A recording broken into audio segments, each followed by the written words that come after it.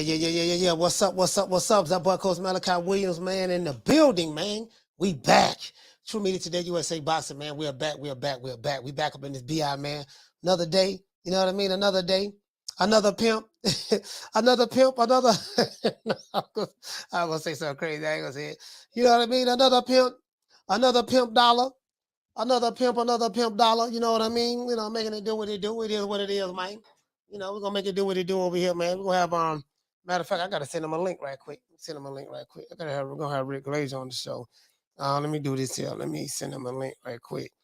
Yeah, man, you know what it is, man. We're gonna make it do what it do, man. Hold on, let me see what's up, man. We had a good show yesterday, boy. The past 2 days we've had some good shows. I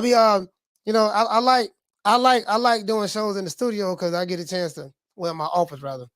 Not studio. I don't have a studio, but in my office rather, because I get a chance to let me see. I gotta send him the link right quick. Hold on, guys.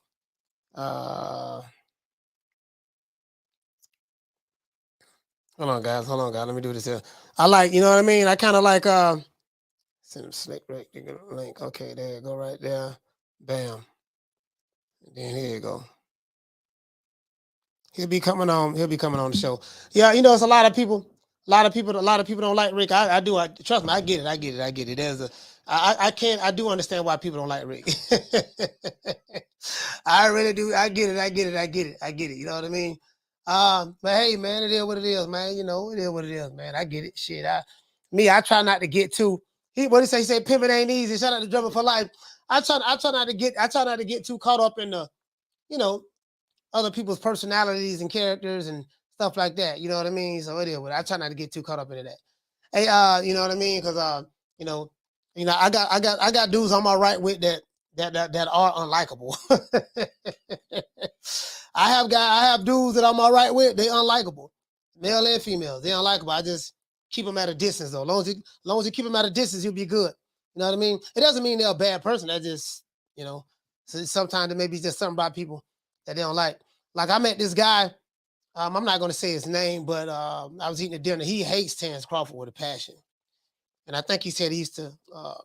He has some kind of affiliation with him. We'll just put it that way. And he's in the business. He hate him with a passion, bro. He hate him with a passion. You know what I mean? And I met Crawford, and I don't see nothing to hate about him, to be honest with you. You know what I mean? Very, very nice guy. The brother embraced me. You know, we laughed, kicked it a little bit. You know what I mean? He was just a funny dude. You know what I mean? But it's a lot of motherfuckers, you know.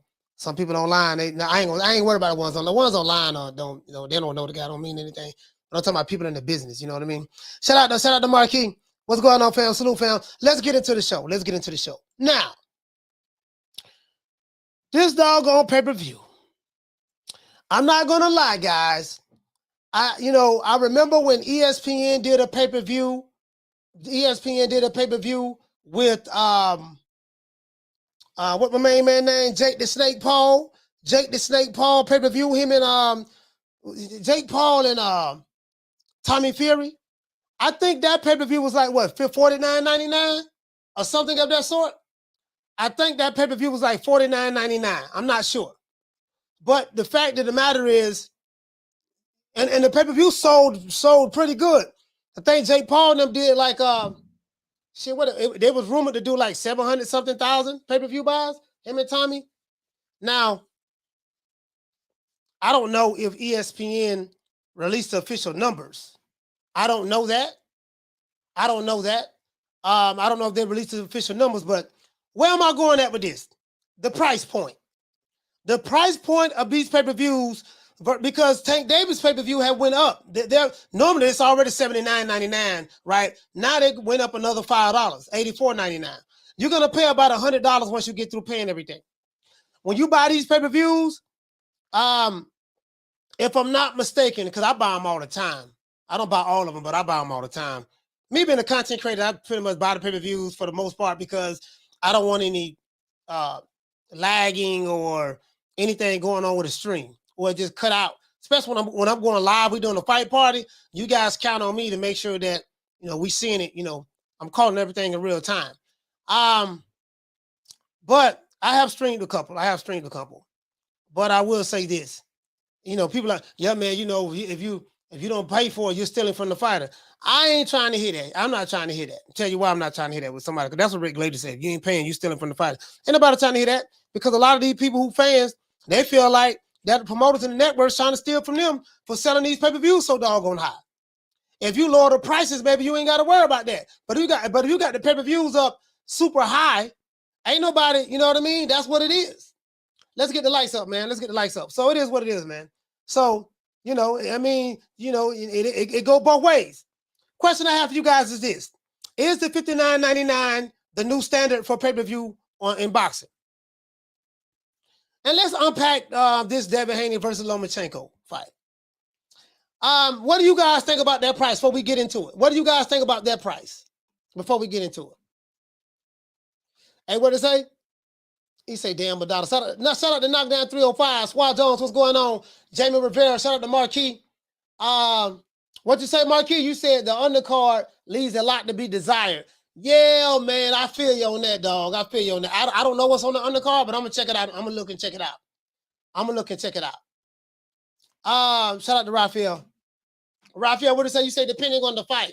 I see what you're saying, depending on the fight. I don't know what the undercard is for Tank and Ryan Garcia. Well, I do know Kid Austin is on there. Kid Austin. And I forgot who else is on the undercard. And so I don't know if it's a good card or a bad card. And I don't know who is on the undercard for Lomachenko and Haney. I don't know that neither. You see what I'm saying? So we'll see how that works out. We'll see how that works out. You get what I'm saying? But anyways, is Devin Haney Lomachenko $59.99 price setting a good standard for boxing fans? A lot of fans have been complaining as of late, you know, about the amount of money that a lot of these boxing promoters and TV networks want boxing fans to pay to watch certain fights on pay-per-view. Top Rank has decided to do something differently. The Devin Haney versus Lomachenko fight will be on pay-per-view. However, it will be on pay-per-view at a lower price point, right? $59.99. In comparison to the pay-per-view price of the upcoming fight between Gervonta Tank Davis and Ryan Garcia of $84.99. You know what I mean? And that's not including tax. You know what I mean? So, you know, when you buy these pay-per-views, you pay what they ask for, but then you may end up paying $10 more in taxes. So really, you might end up paying damn near pretty much almost $100 for this Ryan Garcia Tank Davis fight. And then the Lomachenko Devin Haney fight is what, $59.99? You're going to add taxes on there, so you're going to pay a little bit over $70. You're going to pay a little bit over $70 once you get through paying the taxes and stuff like that. But again, the thing is with the Ryan Garcia Tank Davis fight, their fight is $84.99, and the crazy part about it is it's not even for a belt. It's a non-title fight. So this is where they say, you see, belts don't matter, because Tank Davis just did a fight with Ryan Garcia, who your fight matters, and there was not even a belt on the line. And this is what Booker Ray Leonard is going to say. I can hear it right now. Devin Haney and Lomachenko, you know, that's a good fight. That's a good fight. You know, those are very, very talented fighters. Very talented. That's a good fight. But the fact still remains the same. You know, even though they're fighting for belts, undisputed, Tank Davis, who is the cash cow of boxing, there's no mistake about that. Nobody is making the money that Tank is making in or around that weight, that weight. And I'm hearing that Ryan Garcia, Tank Davis will be clearing about 8 figures apiece. It will clear. I'm not saying guarantee, but when the smoke clears, they're going to clear by 8 figures apiece. You know, the fact of the matter is, Tank Davis is anybody he fights is a bigger fight than anybody who have the belts.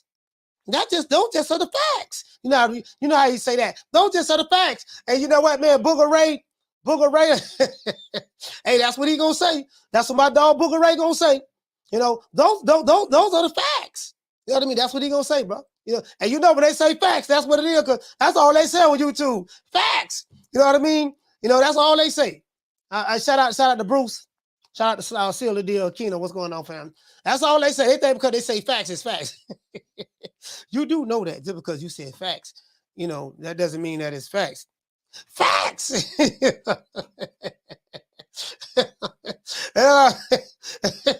they be saying it with their chest, too. They had their chest sticking out. Facts! chest be out like this here. Facts, you know what I mean? I say, but they said with their chest now. Now, question I have for you guys is this: do you think that this was a good idea by Top Rank and ESPN to make the Haney versus Lomachenko fight a $59.99 fight, $60? Make the pay-per-view a $69 pay-per-view versus charging boxing fans $79.99. That's what the PBC charges for their pay-per-views. And now the new norm I'm seeing, I guess with Ryan Garcia and Tank Davis, is $84.99. And I'm going to tell you why they probably did that. The fighters want a lot of money. So when the fighters want a lot of money, the way that the networks and the promoters offset that, especially the networks, the ones who put the money up, they say, okay, we're going to throw it on pay-per-view, and we're gonna have the fans pay for your salary. So that's why they call it pay-per-view. So it doesn't cost damn near anything for the networks to throw the fight. But in order for the fighters to make the kind of money that they want, the networks say, well, look, we ain't paying you all of that money. What we'll guarantee you a whole head cheese sandwich, a 6-pack of Heineken, a case of Corona, you know what I mean? And big booty Judy, and call it a day. We'll guarantee you that. But the rest of that money that you want, guess what, baby boy? We ain't paying for that. So what we're going to do, we're going to throw it on our network and charge pay-per-view. And whatever fans buy, we're going to take our cut. The promoter going to take their cut. And whatever's left over after everybody recoup their money, we'll let you guys get that. True. Will, you know what I'm saying? We'll let you guys get that. Let the fans pay for that. You just sit here, you don't know what I'm talking about? So I mean, so pretty much that's how that works. But before we get into the show, you know, I would thank God, but God is overrated. Of course, I'm being facetious. You know what I mean? I would thank Jesus, but he's overrated as well. I would thank Muhammad, but Muhammad, you know, he all right. You know, I would thank my lovely mother for bringing me into this world. You know what I mean? But you know what? Moms are overrated sometimes. I do think that we overrate moms, and I would thank my dad for putting me in the sacks. You know what I mean? Put me in the womb. You know what I mean? Sperm mixed with ovum. You know what I mean? But I don't have a biology class today. You know, I would thank them, but he's overrated too. But you know who is not overrated?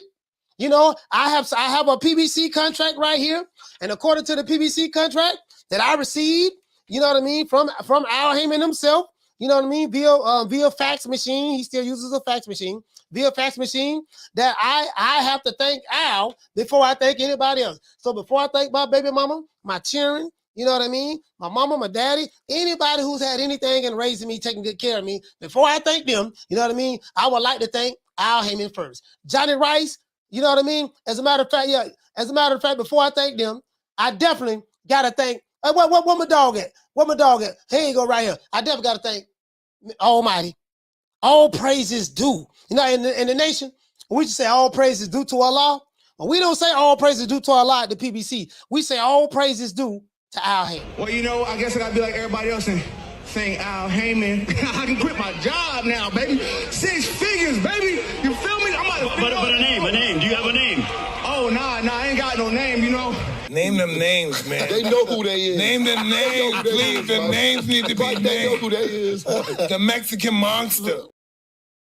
Yeah. You know, all those other guys I just named overrated. They don't none of them have anything on Al Heyman. Anyway, shout out to Real Dude Uprising. Hey, okay. Dropping that $2 super chat. He said, yeah, coach. It's pay-per-view versus PPV. Yeah, pay-per-view. Yeah, that's what it is. Yeah, pay-per-view. Y'all see what you're saying, pay-per-view. Yeah, exactly. You know what I mean? Absolutely. It is what it is. And what it say on Third Eye, he said inflation is real. They greedy. Yeah, inflation is real, but guess what?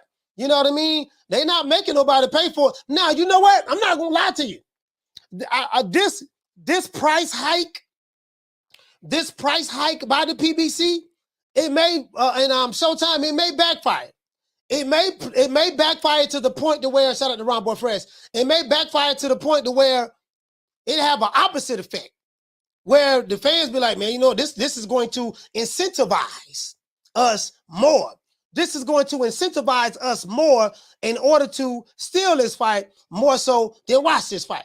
So if you are a network and you believe in charging the people $85 and after taxes, almost $100 to watch a fight on pay-per-view, If you believe in robbing the people, taking money from the good people, if you believe in trying to pimp the people, making the people do what you want to do, pay for entertainment, for non-title fights, TikTok matches and stuff like that.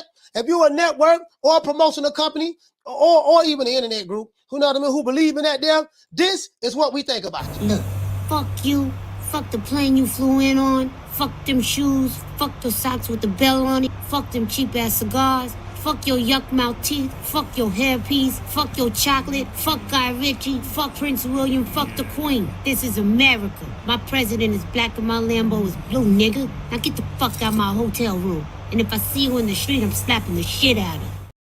That's all I'm saying. That's all I'm saying, dog. That's all I'm saying. You know what I mean? I'm just pimping and shoulder leaning, making it do what it do. That's all I'm saying, fam. It is what it is. You know what I mean? Because it look like, I'm just saying, somebody look like they're trying to slap somebody in the head. Yo, I will break my leg off, up in your ass so far that you be shitting sneaker for a month. But I can see it right now. Us complaining, us fans complaining. You know what, man? I want to watch the Ryan Garcia Tank Davis fights. But dog, that $85, like how y'all moved up to $85? Like how y'all did that? You know what I mean? Is there any way we can negotiate? Like how you justify that? I'm just saying, you know what I mean? I'm not saying, I'm not saying for nobody not to buy it. You know what I mean? If you want to buy it, get the fight. I'm gonna support the fight. I'm gonna buy the fight. But I'm just saying though, like if you want to go in there and negotiate, hey, look here, man. Hey, check this out, man. I ain't got no G-string on or nothing. But you trying to pimp me stuff. I don't appreciate the fact that I'm paying you 50%. You know what I mean? I'm paying you an extra 30% on top of the 50% that you already taken out of my check. I don't leave me 20%. You know what I mean? Like I really don't appreciate it. Who DJ Quick? No, huh? No, I ain't saying Kid Capri? I didn't say that. Oh, you must be Jimmy Walker. Blue, you ain't nothing. You don't deserve nothing. You don't get nothing. You get what I give you. I got a contract between me and you that say you do what I tell you to do. Therefore, shut up. Don't say nothing. Don't speak to me. Don't look at me. I just want money. I just said. Blue, if I raise up, gonna be trouble. Trouble. I'm walking off. Hey, shout out to your boy Bombo. Hey, okay. Dropping that quarter over. Bam, dub on your boy. Hey, Leroy. Super chat received. Playtime's over, boy. Bombo say not buying that Tank fight, and I say that respectfully. He say top rank price should be the standard. Okay. Down from the bar, there's a platform stage. People pimping, sharp as razor blades. Hey, what the brother say? What he say? Hey, Swat Jones say $84.99. I ain't gonna leave room to buy wings that day, man. Hey, I'm trying to get some of these chicken wings, not chicken wings, chicken wings, W-A-N-G. We got some chicken wings, that good old barbecue sauce. Listen, bro, like they making this seem like this it's just Ryan Garcia and Tank. I mean, come on, guys. Just Ryan Garcia and Tank. What the dude say? He said $84.99. That's 2 days of work. You know what? How many Nick sacks would that be? 85. They're trying to get the whole hole. Matter of fact, that's almost $100 when you add the tax. You add the tax. Let me see. How many Nick sacks that'll be? You know what I mean? I don't know, man. I'm just saying. Hey,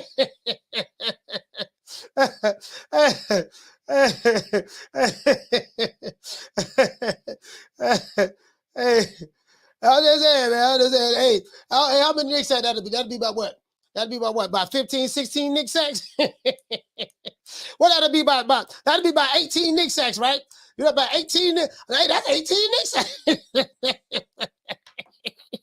Hey, I'm just saying, how many Nick sacks that is? Do I want to sacrifice that many Nick sacks for taking Ryan when I automatically know what the outcome gonna be?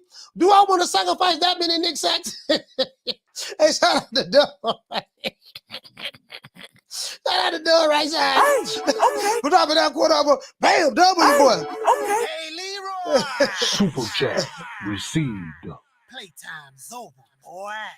Dub say, he said, at this rate, although the fight not happening, Bud and EJ going to be $200, $199.99. He said, running the damn price up on the fans. Great show, coach. Hey, running the price up when it's inflation.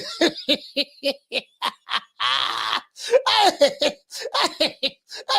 hold on. Not only that, they running the price up during inflation. From the bar, there's there's a platform stage. People pimping, sharp as razor blades. Hey, they're running, not only that, but they're running the price up. They're running the price up during inflation. Bruh, now, you know, I ain't the smartest guy in the world, but I'm just saying, isn't it inflation right now, dog? I'm just asking, isn't it inflation? How much for an order of ribs? $250. $250. How much for this pay-per-view? $84.99. $84.99. Hey, bro, like, well, I'm gonna be sitting there. I got all these nicks. I don't know, dog. Like, what we gonna do? What we gonna do, dog, man? They want $85 for that pay-per-view for that fight, man. And get what, dog? You know once we pay for it, it's gonna be taxed. You know, tax, that's gonna be a whole nother $10. You might well say $100. That's gonna be $100. I'm just, you rationalizing it. You rationalizing it now. I'm just saying, like, hey, shout out to Rick. And I'm just saying, you be like, man, hold on, man. I'm trying to see now. Wait a minute. Okay, $85. Well, the last one was $79.99. Then after tax, it was like $90. You know, it was like $90 after tax. Okay, $90 after tax. Okay, now I'm just saying, dog. Like, I don't know. Now they going up to 85. $85.99. That's a marketing trick. It sends a site. See, I'm gonna let you guys know something, because me having a marketing background, what it is like I'm a copywriter. I write sales letters. So when you write these letters, these sales letters, and like it's been psychologically proven. Like these guys who are people who come from sales, they study customers. They study the actual mind and the brain, how it operates when what psychological triggers that work in order to get you to buy certain products. So that you're always going to see a sale for like $9.99. Of course, it's really $10, but $9.99. And and they have done tests on this. If you put something $9.99 or $49.99 versus something that's $50, you know what I mean? For some reason, that $49.99 makes it seem like you're getting it at a cheaper price. that one little digit, you know what I mean? And no, it works. I got all kind of books over there that'll tell you. I got sales books from Cheat Homes. Cheat Homes. I have stuff from of course, one from my main man name Jim Rome. I have stuff from what's my other guy name? What's my man? Halbert? Oh, not Halbert. I forgot my man. I got all my books. I got all my sales books over there. Just trust me. I know what I'm talking about. I know what I'm talking about. It works. I can try to work every time. $84.99. I don't know about that though. That $84.99, boy. Oh, Lord have mercy, boy. Lord have mercy. Hey, what he say? He say that's gonna be about 20 Nick sacks for this one. He said, about 20 Nick sacks for this one. Well, I don't know. Well, damn, what is 20? About 20 Nick sacks for this one here, huh? All right, we're gonna see what's up, man. 20. Hey, he said $85. What happened if Ryan pulled out during the fight night crying about his weight? Ryan, I'm gonna let y'all a little secret. I doubt Ryan come in on weight. I doubt that. I doubt that he come in on weight. I seriously doubt it. You know what I mean? So I doubt if Ryan come in on weight. You know what I mean? You feel me? So, it is what it is. It is what it is. Also, y'all check this out. Y'all do know that Virgil Ortiz has pulled out of his fight with Stantionis. First, Stantionis pulled out because of an injury, and then Virgil Ortiz just pulled out because he have this I don't know what it is. I guess whatever illness that he had last time, they saying that he had it again this time. And from what I'm learning, I don't know how true this is, but this particular illness comes from people who, I'm not saying Virgil Ortiz is on PEDs. I want to throw that out there. I'm not scandalizing nobody's name, right? But this particular illness that he gets apparently runs rampant in the PED world. And also I heard that this dude spar like 5 days a week. He trains a lot. And the reason why he trains so much is because they don't fight. And this is the problem. See, when you fight more, you don't have to do all that training as much because you're staying sharp. These fighters today, because they hardly fight, They got to train all the time, train all the time, train all the time, train all the time. They have to constantly train all the time because they fighting once a year. They fighting once a year. You get what I'm saying?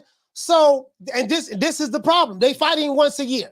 So when you're fighting once a year, you got to always train. Now, there's another thing that they be complaining about too as well. You hear a lot of some of these fans, they like to say, well, man, you know, them old school dudes, which is one of the biggest lies I've ever told. They make it seem like all the old school dudes, man, they got brain damage. No, they don't. The fighters who did slurring their speeches and stuff like that, those are the fighters who fought too long. Someone like James Toney, he fought too long.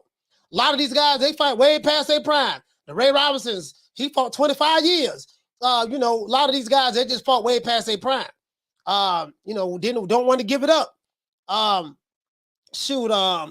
Holyfield, Lord have mercy, he had a hard head, used to headbutt and use elbows and stuff.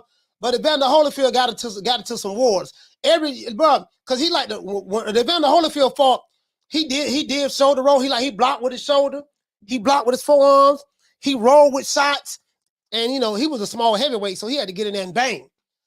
He say Roy Jones fighting this Saturday. Yeah. A lot of these guys, they don't want to let it go. Riddick Bowe, Big Daddy Bowe. Yeah, Big Daddy Bowe. You know what I mean? Big Daddy Bowe's style of boxing made him like that.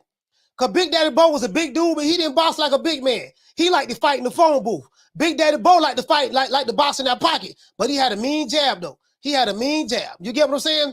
But my problem is this. See, back then, those guys used to fight regularly. I mean, I'm not even talking about the 90s. I'm talking about Marvin Hagler. There's nothing wrong with Hagler. Hagler retired. He could talk fine. Nothing wrong with him. Sugar Ray Leonard retired, talk fine. There's nothing wrong with him. Now, Hearns, you could tell Hearns don't got beat up a little too much. But the thing is this here. You don't know how many punches that it's going to take in order for you to get like that. You know, you got a lot of fighters, they spar all the time. When you're sparring, guess what? You're getting hit in the head when you're sparring. Yeah, you have on the headgear, but you're still getting punched in the head and sparring. So if you're sparring a lot, on top of then you go in there and you box, you get what I'm saying? Like, you don't know what's going on. Would you say George Foreman is still pretty coherent? Yeah, George Foreman talk real good. Ain't nothing wrong with George Foreman. So we can't say some of those guys fought a lot. That's why they turned out like that. No, George Foreman retired. I think he retired for like 10 years and came back in his 40s. He couldn't move at all. You get what I'm saying? So it is what it is. Mike Tyson, ain't nothing wrong with Mike. You know what I mean? Mike Tyson, Lennox Lewis. You see what I'm saying? So a lot of these fighters, they spar a lot all the time. They getting hit in their head. What kind of damage you think sparring do? You get what I'm saying? What kind of damage you think sparring do? These dudes spar all the time. You know what I mean? So it is what it is. Yeah, Oscar De La Hoya fine. And Florida, like I said before, Florida had 49 fights, professional fights, and an exhibition that was counted as a Tito Trinidad fine too. That was counted as a Antonio Tarver's fine. That was counted as a real fight. He had 49 pro fights in exhibition. You get what I mean? You know, it is what it is. It is what it is. But I'm just saying though, he said it. What'd you say? He said they got a headgear with sparring though. Have you ever sparred, Keenan?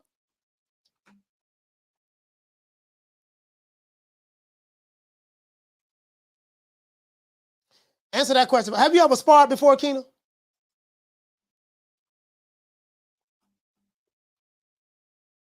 You know, I fought 5 years in amateurs in Florida. All right, you see, I know you ain't never sparred because if you would have sparred before, you never would even said that. That's how I know. That's how I know, fam. If you ever sparred before, some of you guys in here boxed before. If you ever sparred before with that headgear on, guess what? You still getting hit in the head. You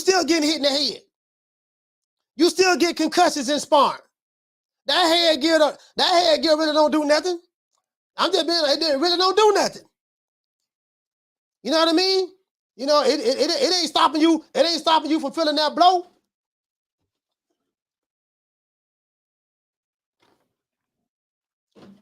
Headgear keep you from getting like cuts and stuff like that, pretty much. But you in there with a hard hitting mug and you getting hit in the head, you going you get what I'm saying? You know, that's all that is. Shout out to Jamie. What to say? He say, tell him, coach, it still hurts, bro. Yeah, I'm like, yeah, man. Yeah, shoot. Yes, sir. What you say? Shout out to Brady 12. He said I never sparred, but I got boxing gloves at home. Shout out to Yamas. What's going on, fam? Shout out to Goku. He said like an NFL helmet. Yeah, ain't time to tell. He said headache all day after a good sparring day. Yeah, sure enough, for real. Yeah, you right, Yamas. It just prevent cuts. It ain't stopping you from getting a concussion. It ain't stopping your brain from rattling in your head when you get hit with a good shot. He said, have you not seen some of those fighters out on their feet and sparring? Yeah. You get what I'm saying? So it is what it is. I'm trying to tell you, man. I'm trying to tell you. That ain't stopping your brain from shaking in your head when you get hit. You know what I mean? He said, think of it like an airbag.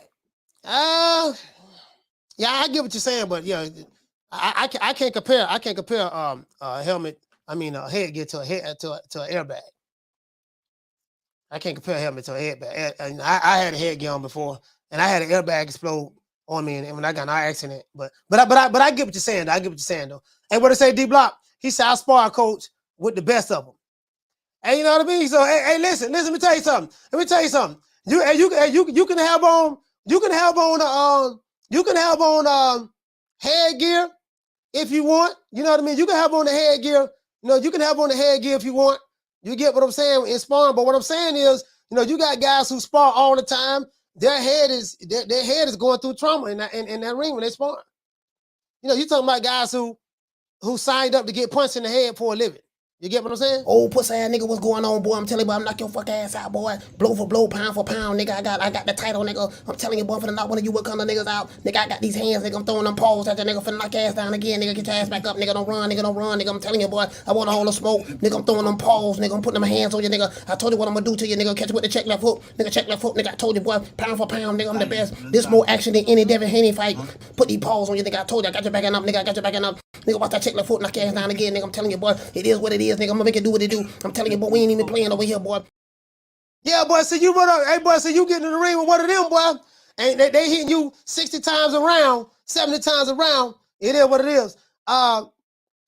Hippity throwing them paws. Hey, what it say? He said, good segue, coach. Yeah, man, for sure. So my thing is this here. This is my thing. My thing is this. When you have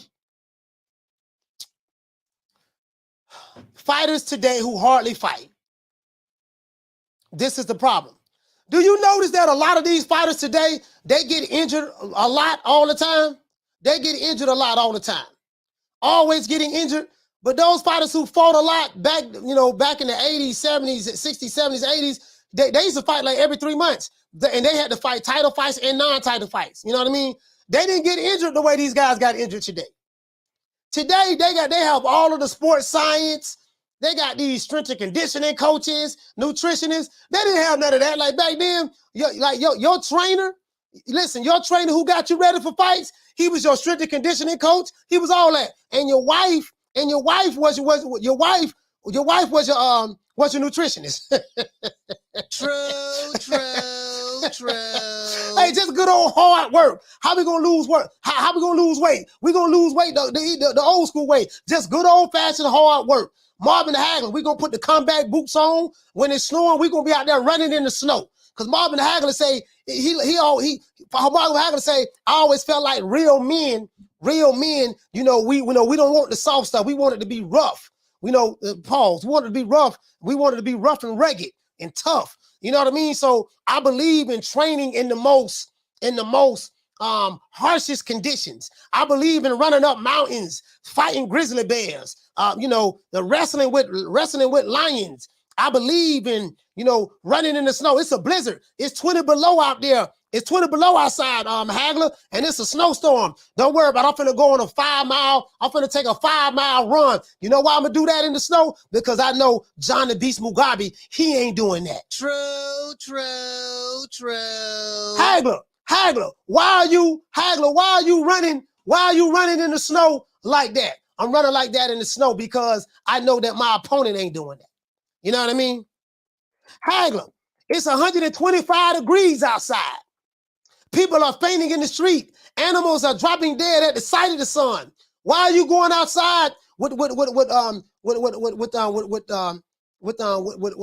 kind of boots, steel toe boots? Why are you going out there with steel toe boots, Hagler, to get out there and fight under these conditions? Why are you doing that? Because I know Vito ain't doing that. No, Vito ain't doing that. I know Vito ain't doing that. That's why. You know what I mean? Why you going out there doing that? I know Bobby Watts, who I'm training for right now. I know he ain't doing that. That's why I'm out there doing it. These dudes today, that not only that, they not only are they decking. But this ball been taking the easy matches, fighting other balls. Hey, today they got a resume. They got a resume full of tomato cans. But this ball been taking the easy matches, fighting other balls. Talk about they got Big Rolo running around here talking about I'm a star. These dudes say they'll starve for getting knocked. Let me get this straight. Your claim to fame is you got knocked out by Tank Davis, and you saying you're a star? But this ball been taking the easy matches, fighting other balls. What if you become a star getting knocked out in the ring? It wasn't like shout out to Big Sarge. He say mindset coach be different for the greats. Yeah, see, and that's the difference. That's the difference. The mindset is different. Listen, we have all look at today. Look at society today. The men in society today are a lot more effeminized. They're weak today. In society today and around the world, but especially in America, men are so weak and soft today. They don't fight. They so weak and soft today. You know, if you hurt somebody's feelings, you know, people want to go, oh, we got to go protest. You know, they hurt my feelings. They said something mean to me that can be just in today's time. You know, the cancel culture or the woke culture. You're like, bro, like the men are weak. The women want to be men. The men want to be women. Like, bro, the athletes are soft. Like everything is just soft today, dog. True. Everything just soft today. We did it first, and we motivate even the greats. And they sit back talking, yeah, see what it is. See, you got that toxic masculinity. What is toxic masculinity? Like, what is that? Oh, when you're a real man, you say it with your chest, you stand up in the paint, you still know how to throw these ones and twos when you stand on principles. Oh, that's what it is. So if I don't kowtow to the mob or whatever the case may be, man, come on, man. You know what, man? The men today, even the fighters, they soft as hospital cotton, dog. Boy, they soft as hospital cotton. Boy, it don't make no sense, boy. They hardly fight. They want to get credit for stuff they didn't do. In today's time, you have boxing fans that say, oh, well, you know, my fighter ain't got to fight the other fighter because we automatically know what he'll do to him. Well, like in 2023, boxing, you know what? Boxing going to be like football. Professional football going to turn into touch. You can't touch the quarterback, can't do none of that, right? You see how they did the Pro Bowl in football. The Pro Bowl is touch now.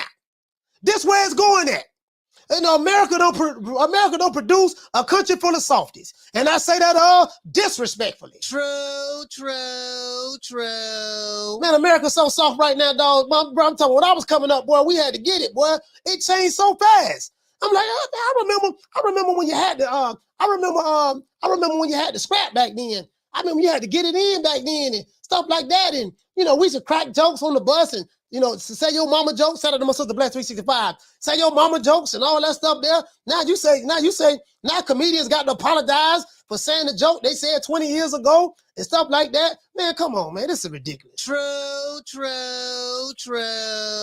I'm gonna tell y'all one thing. You ain't never got to worry about coach apologizing. If I offend the white man, the black man, the Chinese man, the Russian, the Hispanic, whoever I offend, I intended to do it, and I do not intend on apologizing. True. Now, if I'm wrong about something, I will apologize if I'm wrong.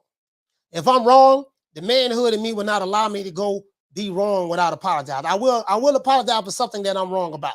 But something that I'm right about, and if I say something that's right and it offend you, guess what? You gonna be waiting a long time before you get an apology from me. True. That ain't happening, bro. That ain't happening. You ain't never I ain't gonna be on ESPN saying one thing that's right And then one day I come back on there. Well, you know, guys, oh my gosh, I'm so sorry. Oh no, the woke walk got to me. Oh my gosh, AOC came up to me. Oh, they make me feel so bad. Guys, I'm so sorry, guys. You know, I needed to be a little bit more sensitive. You know, being that the era that we're living in right now, in today's time, I need to be a little bit more sensitive. I offended a bunch of feminist groups. I offended the LGBT. I offended all those guys. I do apologize. I just want to come out and apologize. Man, I ain't apologizing to the LGBT. I ain't apologizing to the Jews. I ain't apologizing to the feminist movement. I ain't apologizing to nobody. If I say something that's right, I ain't apologizing. True. I'm just saying, I'm dead ass serious about that. Anyway, let's get back to boxing. The 78, 99, these boxers today is too soft. I just got to call it the way I see it. They hardly fight. They fight once a year. They hardly fight. They fight once a year. They get involved in glorified sparring matches. Rumors leak out. Yeah, what's the name got knocked out in sparring? Did you hear about sparring? Yeah, but when is he gonna fight? When is he gonna fight the dude? Hey, shout out to my sister Bless. Hey, we gotta get the lights up, man. As a matter of fact, how many lights we got? Oh, this is unacceptable. We got over 300 people in here and less than 200 likes. Hey, man, we need 80 more likes, man. We need 80 more likes. As a matter of fact, if you ain't hit the like button, this what I think about it. Fuck you. Fuck the plane you flew in on. Fuck them shoes. Fuck the socks with the bell on it. Fuck them cheap-ass cigars. Fuck your yuck mouth teeth. Fuck your hairpiece. Fuck your chocolate. Fuck Guy Ritchie. Fuck Prince William. Fuck the Queen. This is America. My president is black and my Lambo is blue, nigga. Now get the fuck out my hotel room. And if I see you in the street, I'm slapping the shit out of you. Hey, y'all, hold on for 1 minute. Hold on for 1 minute.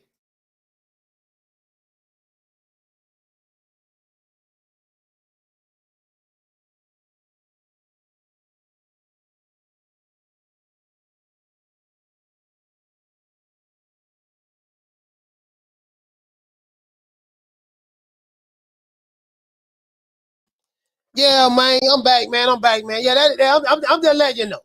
I'm just letting you know, man. I am a man's man. I'm raised the old school way. I'm a man's man. If I'm wrong, I will apologize. If I'm right, I'm fighting tooth and nail about that, what I believe in. And you ain't got to worry about it, boy. Not old Coach Malachi. No, sir. Hey, man, we got Slick Rick on, man. Shout out to Slick Rick, Rick Glaser in the building. There's a lot of people don't like Rick Glaser. That's fine. It is what it is. I don't give a damn. And I don't think he don't give a damn neither. But let's give Rick Glaser a round of applause.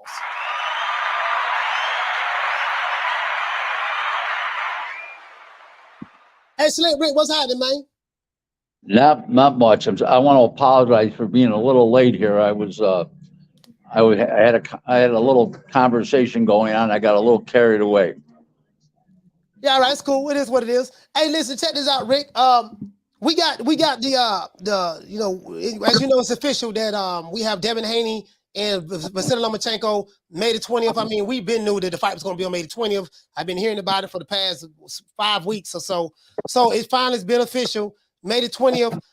What say you about? I noticed something different. ESPN is selling this fight pay-per-view pretty much for $69.99. I think it's $59.99. Yeah, $59.99. Yeah, right. Yeah, $59.99. So what say you about that? How do you feel about that price?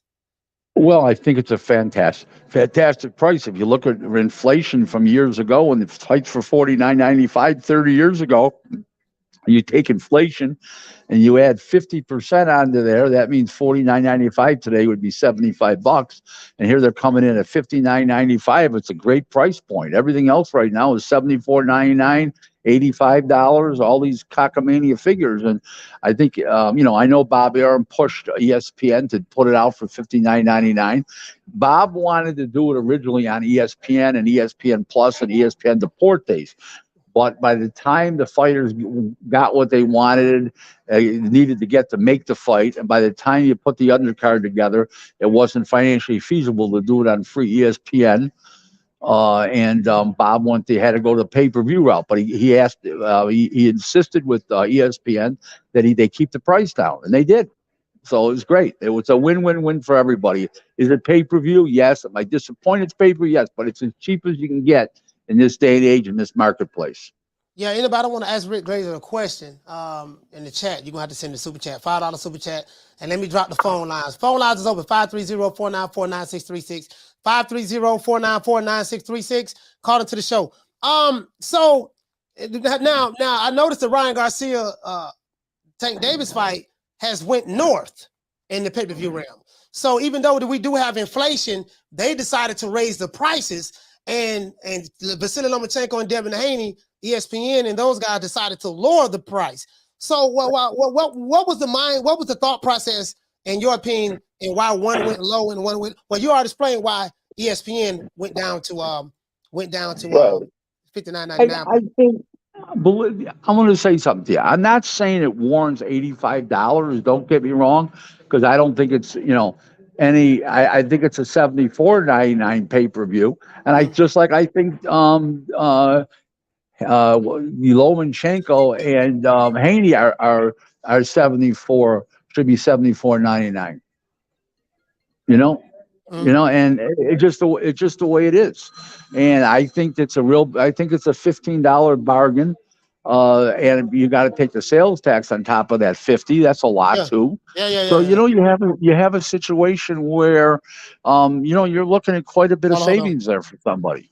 Yeah, you're right about that. And that's what I told the audience today. I was like, listen, man, now you got to put them taxes on there now. They got to put them taxes on there. Caller, what's your name? Where you calling from? What's up, Rick? It's the inevitable. D-Block, D-Town, D-City, D-Ville, Baltimore, San. How do you always, when all these people always wait in line, how do you always seem to come through first? You're amazing. Rick, you got to be smart in this game, man. You got to know how to outmaneuver people. You know what I mean? You got to be able. You got to be able to move. Hold on. I got the check. Hold on. Yeah. Hello. Yeah. You just make sure you had a check when me and you meet up and we go to dinner. You make sure you had a check too. I always would have to check with you, Coach. Coach, I'd be honored to buy you not only one meal, not only two, every meal. How's that? I would be honored. You're a class guy. I appreciate you, and that's why I come on your show. You are a high class guy. There's no question about it. Yeah, them the type of friends I like. The ones who pick up the check. Hey, but go ahead, D-Block. Go ahead. Ask Rick what you want to ask. Hey, Rick, I just want to say I appreciate you like always. I got high praise for you out here in the real world. I mean, you are one of the greatest PBC ambassadors to knock down the empire, strike back. That's who you are, okay? You're the rebel, all right? That's who you are, and I love it. Do you think, I saw this going down with all these people supporting Showtime and backing up Espinosa. There's a rumor out there that Benavidez and Plant did 750,000 pay-per-views. No way, no help. Let me explain. I have a system on Facebook, okay, where I hit up 300 people, our prospective pay-per-view boxing purchasers. In other words, I do this for every show. There's 300. I have a list of 1,000, but I don't use the list of 1,000 on a regular basis. I use the list of 300 normally. Okay. When out of those people, if 90 people tell me they're going to buy it, that means it's going to do around 300,000 between 275,000 homes and 325,000 homes. Okay. There's a little leeway there. But will do around 300,000 homes. Okay, and that show, okay, that particular event, 90 people told me responded they were going to buy the fight, literally buy it. Okay, forget about illegal streaming. So out of that thing, it should do about 300,000 homes. I hope it does 300,000 homes. It's a great sign if it does for pay-per-view. But there's no way in Christ it does anywhere what that Ray Jackson put out, all these jerk-offs put out. It doesn't exist. Please stop. There you go. Exactly. I got one more question. That's it, because I know people are going to be calling it. Okay, let me ask you a question. Let me run something by you, because you're even though you're from Baltimore, you're a pretty smart guy. So, anyways, no, you like that line? No. Where? I'm from Dallas. Oh, Dallas. See, now I know why you're so smart. A lot of smart people in Dallas. The dummies are in Baltimore. Okay, well, now we know. They answered the question. See, I thought you were smart despite being from Baltimore. Now I realize you're just another smart guy You're just another smart guy. You know, they don't. I'm the biggest hater in on this show. Okay, I'm the biggest hater up in here, Coach, and you already know that, Rick. I'm the biggest hater for Baltimore and Arizona. Okay, but I got one more question, Rick. I got one more, and that's it. Yep. You ready for it? Okay, Coach Malachi, our coach that you're gonna take out for dinner, right? Yeah, I will too one day. Take him to McDonald's or take him to Denny's. You know what I mean? We're gonna go chill and eat. Coach Malachi is really calling Benavidez the monster. Okay, do you think who wins that fight? I just want your opinion, and that's okay if you go with Benavidez. But in reality, who do you think Canelo beats Benavidez? That's all I gotta say. D Block, D Town. Canelo beats Benavidez. Okay, I got to call back. We got too much chat back here. All right, go ahead, Rick. Call back. Yeah, so Rick got to call back. Rick got to call back, guys. He'll call back. Hey, listen, Baltimore, I ain't got nothing to do with that. Anybody from Baltimore? Hold on, I got some hell of a people from Baltimore now. So I'm gonna let y'all know something. I got my dog Damian Bennett from Baltimore. I got my dog knocked down 305. I not knocked down 305. My big blessed boxing. I ain't got nothing to do with it. So I just want to let y'all know now. Want to let y'all know. You know what I mean? Y'all call Rick and G check him right now. Y'all G check him. I ain't got nothing to do with it. Hey, he said it. I didn't. Hey, Rick, what's going on? I don't know. Something keeps dropping me off your phone. I don't know what it is, but whatever it is. Yeah, I don't know, man. But hey, you know, you're gonna have some dudes calling you about that Baltimore, man. You're gonna have some dudes calling you. You ready? Let's go. Caller, what's your name? Where you calling from? You know who this is. Troy Graham, Baltimore. Hey, Troy. What's all happening? These years, Rick, and that's how you felt, man, all these years? I wasn't including you. Okay, good, because I'm originally from the Bronx. But that's hilarious. You're gonna find yourself in trouble, man. Hey, what Baltimore? They gonna pull up. They gonna pull up, boy. They pulling up, boy. I can tell you that, boy. You got to get some security. You got to get some extra security, boy, for that statement. Yeah, man. But I wanted to call in about two things. You mentioned the price for these fights. If you can level it out at 50, those fights will probably sell a little bit better. You know that? Well, I agree, but they can't. It's be hard to do. It's hard to do it at $59.95, let alone 50. Believe me when I tell you, it's hard. I mean, well, how did Jake just to let you know. Just to let you know, and just people devoted to marketing and branding a show like that. They'll have between ESPN and Top Rank, they'll have 25 people working on that show full time, just in marketing and between social media, regular advertising, internet advertising, TV advertising. I mean, it's crazy. And the cost of doing these shows are tremendous. Where if you have a regular ESPN show, you're talking about 4 people, 2 at Top Rank, maybe 3 at Top Rank, 2 or 3 at ESPN. It's a different world when you talk about pay-per-view. You got to have a lot of additional employees, especially in marketing and advertising, and again, branding. So that's the situation you're in. So that $59.95 is really a bottom of the barrel price point today for a big show. Now, on these smaller shows that are $29.95 when the fighters are getting cheap money, yeah, I get it. Okay, that's fine, but not when you're getting millions of dollars. I mean, you can only imagine what these 2 fighters are getting. Okay, Rick, I got a question for you because you remember this because you're friends with the man, Don King had a King Vision back in the day. He was charging $10, $15 to watch the fights on his network.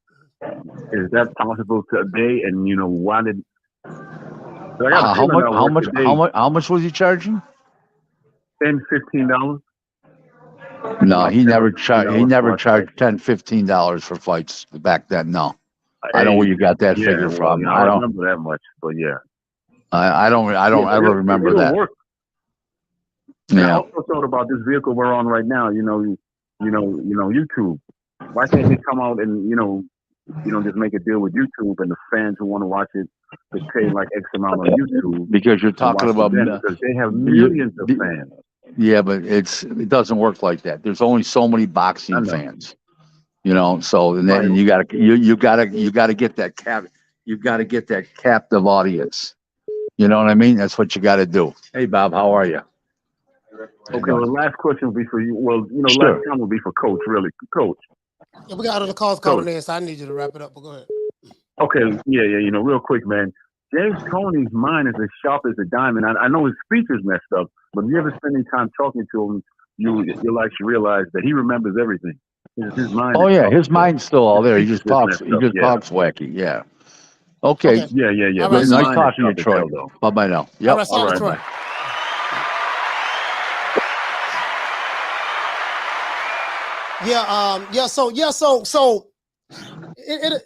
How do you think your guesstimation? So if Benavidez and Clint can do 300,000, I think that would be really good. I think that's No, really yeah. good. I mean, I listen. think that's really good for them. I think it'd be high. I mean, I thought it was high when I heard the figure, but who knows? Let's see what happens. Yeah, Let's see what happens. I really do want that pay-per-view to do good for them. I really do, man, because I want to see them. I want to see them fight. Both of them guys are successful. Caller, what's your name? Where you calling from? Yeah, what's up, guys? It's Raphael 32. Rick, what do you think about? I want to know your thoughts on the Franklin versus Joshua and the Rodisi versus Dogbo, which I think is going to be a barn burner. But I think if it's a barn burner, I think Dogbo's got a chance, and I don't think he's got a chance. So I don't think it's going to be a barn burner. I think the other guy's too fast, too slick, too sharp, and he's got too good a footwork, and I think that'll screw up Dogbo. Who Dogbo needs a guy to stand in front of him. So I don't think it's the fight people think it is. Okay. What about Joshua versus Franklin? I got Franklin winning. You know what? Franklin's a tough guy, and I can see him doing well at times. But I think when it's said and done, I think Joshua beats him. But I think it's a good fight. I think it's a fight that Jermaine Franklin will show well in defeat. Like a Razor Ruddock type of deal where he lost to Mike Tyson twice, but it raised his stock in boxing. I think same thing will be happening here. And last question: do you think Ramirez has seen his best after that 11th round knockout firefight with Comey? I'm not going to say he's shot, but he's definitely on the heading towards the back nine. He's on the back nine, but he's not a shot fighter. But he's not what he was. He's got slippage there, not shot, but he does have slippage. Right. All right, man. Raphael, 32. Thank you, Coach, and thank you, Rick. Y'all be cool. Thanks. He says, "You be all cool. You be all cool. We are cool. That's why we're here." Yeah. So the thing is, you at dinner right now, right, Rick? Yep. How'd you know? No, because I heard you talking in the background, saying you'll take the check and all that stuff there. Yeah. Yeah. That was another table's check. Actually, that wasn't my check. That was another table's check. Some people that I knew, I picked up their check. Oh, okay. Caller, what's your name? Where you calling from? What's up, Coach? It's Hashirama from PG County, Maryland. Hashirama from PG County. Talk to me. Hey, Coach, what's up? What's going on, Rick? Not bad. Prince George's. Oh my God! I've had some horrible moments in Prince George's County. I don't even want to go into it now. Listen. I'm on the north side, so I'm right by Howard County, right by where the rich white folks are with the picket fence. So I'm all right. But with that being said, I want to just go ahead and say this. I want to go ahead and say that Baltimore is 100% not a part of Maryland. We don't claim them. We will never claim them. They have their own lingo, and I'm sorry if this hurts anybody. Well, I that's what I was trying to express. I thought that guy was. I said, you sound pretty smart for being from Baltimore. I just wanted to declare that. He definitely graduated from Johns Hopkins, definitely. Yeah, some of those people from Baltimore are inbred, for Christ's sake. All right, but I just wanted to say this. If you guys are the wire, that's actually how Baltimore is. But anyway, guys, have a good day. Take care. Thanks. All right, Thank shout you. out to Hashirama. PG County, stand up. See?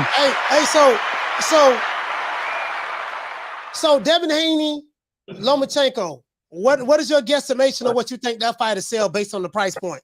I'm gonna tell you why I'm asking you this.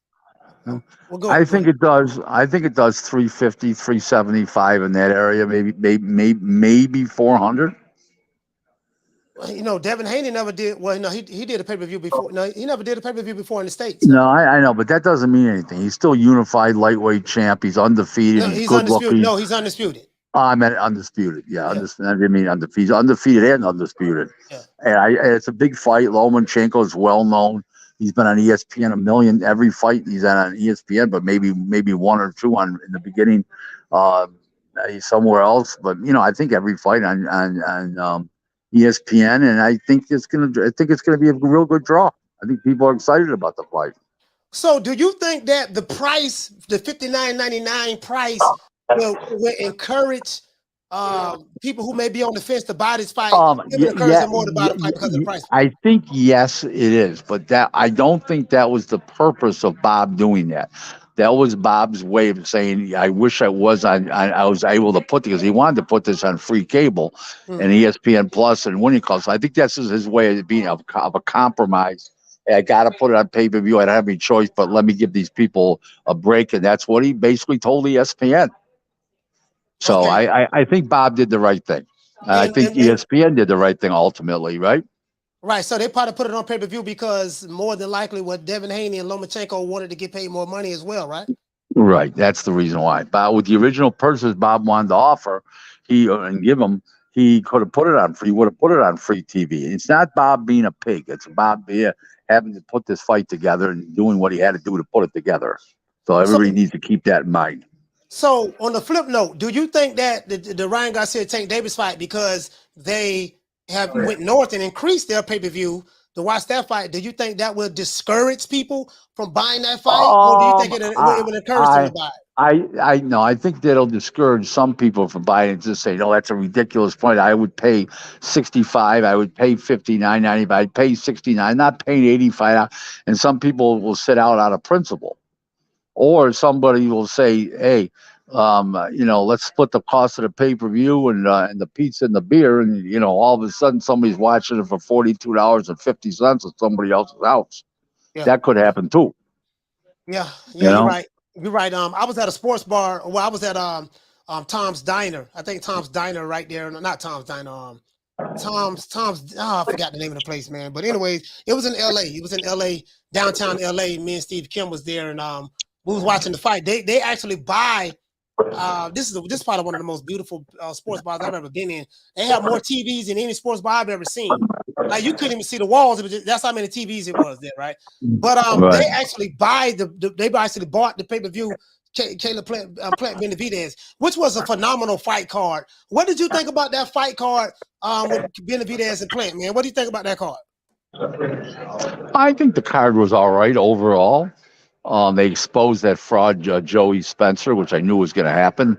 Joey Spencer? Yeah.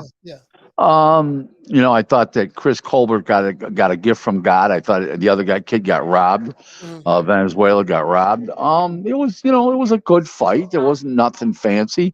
What's his name basically won the first 4 rounds, Plant, and the other guy won the last 8. That's what I could see. And once that slow starter and Benavidez got going, he kicked the shit out of him. Yeah. I thought the referee did a horrible job. They should be embarrassed. Oh, that's what it was. He should be embarrassed. Yeah, referee. Tom's Watch Bar. That's what we was at. We was at Tom's Watch Bar. Yeah. Kenny Bayless is done as a referee. He needs to hang it up. I'm not gonna lie, man. I you know what? I know I have given Al Heyman criticism in the past, but I have no criticism for Al Heyman. I have no criticism for Steven Espinosa. That was a phenomenal fight card. No. Hold on. You didn't know. That's not what you meant to say. You have criticism for both of them, but just for not that particular event. Is what you mean to say. Yeah, but you ain't let me finish, Rick. See, this is the problem. You always cut me off. You see what I'm saying? Okay. I'm a talker, you a talker, and we're gonna have to compromise on the talking. Okay. All right. So I don't have any criticism of them for that fight. They did a phenomenal job. Putting that fight card together. I was entertained from the first fight all the way to the last fight. And I'm not gonna lie, man. If I was home, I would have bought that. I would have bought that card anyways because I wanted to see it. But by me being in LA, Yeah, but you got to remember something. Some of that good feel that you got was sitting with Steve Kim watching the fights. If you're sitting at home, you don't get that. You're sitting at home, you don't get that good feel. You're sitting next to my man Steve, you get that feel. I get it. You know what I mean? I mean, I get the feel from the people because when we do our fight parties, I draw energy from the people like Hulk Hogan. You know how the Hulkster back in the day he used to get draw power from the Hulkamaniacs. He tell everybody to say their prayers, take their vitamins. So when we do fight parties over here, I get all my energy from the people because like God King, I do this for the people, by the people, other people because I come from the people, because I love the people and the people love me. And when you work for the people, do the things that the people want you to do and help the people will reciprocate that and turn around and it'll come back to you and they'll bless you. Well, that's what I believe in. Just to let you know something, okay? And I'm going to give you this is something I say about the people that I really like. If I lived in the same city with them, I'd be glad to take them to lunch at least once a week, and I'd be happy to buy. I feel that way about you, and I feel that way about Steve Kim. Okay. Steve Kim solid. Steve Kim let me tell you one thing. It doesn't matter how much money I make in boxing. I will always look up to Steve Kim. He's okay. It doesn't matter how big I am, how small I am, how much money I make or don't make. It got nothing to do with it. I always look up to Steve Kim. Why? Because he's like me. He stands up when he feels something's right or feels wrong. He says it.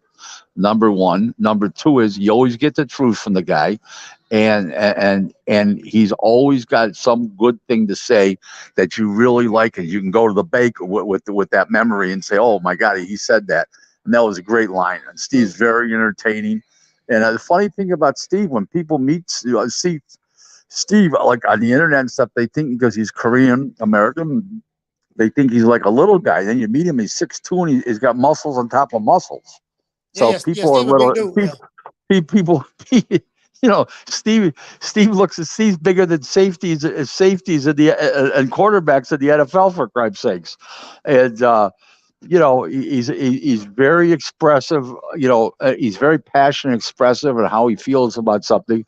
And as I am, and I really respect that. Another thing I respect is enthusiasm. Okay, and Steve's got enthusiasm, and Steve, and you gotta love the person that you are.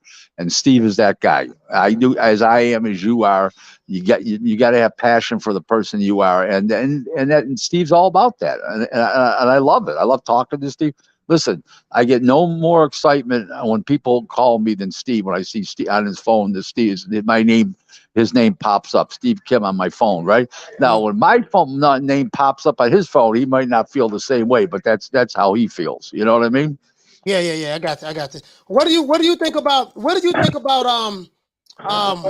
we talked about Bayless. You say that you feel like Bayless is, he needs to get on the back. He's on the back nine and should be in the clubhouse. All right, so David Benavidez. Let's talk about David Benavidez a little bit since we on that fight card. Benavidez has been calling out Canelo. Him and his father have been going around doing interviews, talking to anyone who would listen and put a microphone in their face that they want to fight Canelo.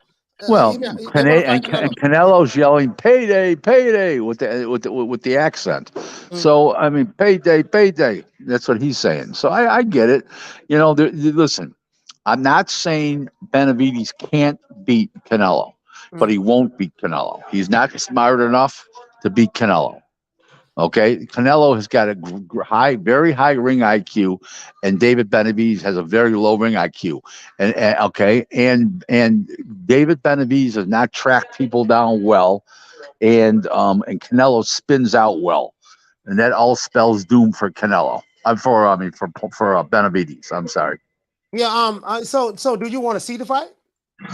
Oh yeah. I would. It's going to be entertaining. There's no question about that. But I just see Canelo breaking them down. All right. Canelo breaks people down. You remember something? Bivol is a completely different style. First of all, he's bigger, stronger, better amateur pedigree, and he's got very fast feet. He's got a good jab, and he's got a very high ring IQ. So between his fast feet and his high ring IQ, he offsetted Canelo. And that was a difference in that fight. Now you're talking about a guy who's not as big as Bivol. who's got slow feet, has got a very low ring IQ. I just can't see him beating Canelo. Yeah, Canelo's not what he was, but he's not shot. Okay, he's got slippage. There's a difference between being shot and having slippage. Okay. Another thing. So Benavidez signed a 3-fight deal with the PBC, right? They re-signed a 3-fight deal. My condolences to him. His father did an interview with Fight Hub TV, and he said this on the Boxing Voice as well. But his father did an interview on Fight Hub TV, basically saying that we got 3 fights, and he called the names out. He said that we have a fight with the fights that we have is Caleb Plant, they just fought Plant, Demetrius Andrade, and David Morrell. My question is, if they have a 3-fight deal set up already with the PBC, why are they calling out Canelo when they have no intention because it's all hyperbole. It's all bullshit. It's all babaluba. It's called, the street word for bullshit. It's babaluba, and it's all babaluba. What's babaluba? That's why that they want to fight Canelo. They may eventually want to fight Canelo after they put more money in the bank. They make 3 more at least 2 more paydays. They'll do that, and then they're going to try to age Canelo. Yeah, I see what you're saying. So, hold on. Caller, what's your name? Where you calling from? Hey, what's up? It's Quinn Gilliam out of Baltimore. Quinn Gilliam out of Baltimore. Talk to me, Quinn. What's going on, fam? Yeah, I like to tell Rick, I forgive him for that Baltimore slander. You know what I mean? Tell him to stop it or drop the addy real quick. Well, listen. Unless you're working as a doctor at Johns Hopkins University, okay. Everybody's suspect. Everything in between, it's the gutter or Hopkins. Shut up with that. But anyway, I like to ask first of all if any of your PVC hate is leaking into any of your predictions on any of these fights. Like what do you mean? Has no chance or anybody? No, I'm not saying he has no chance. I said he has a chance, but he won't win.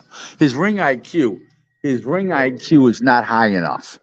You have to have a high ring IQ, okay, to beat a Canelo. He does not have a high ring IQ. He's got a very low ring IQ, actually. Benavidez. You saw that in the first 4 rounds of the fight.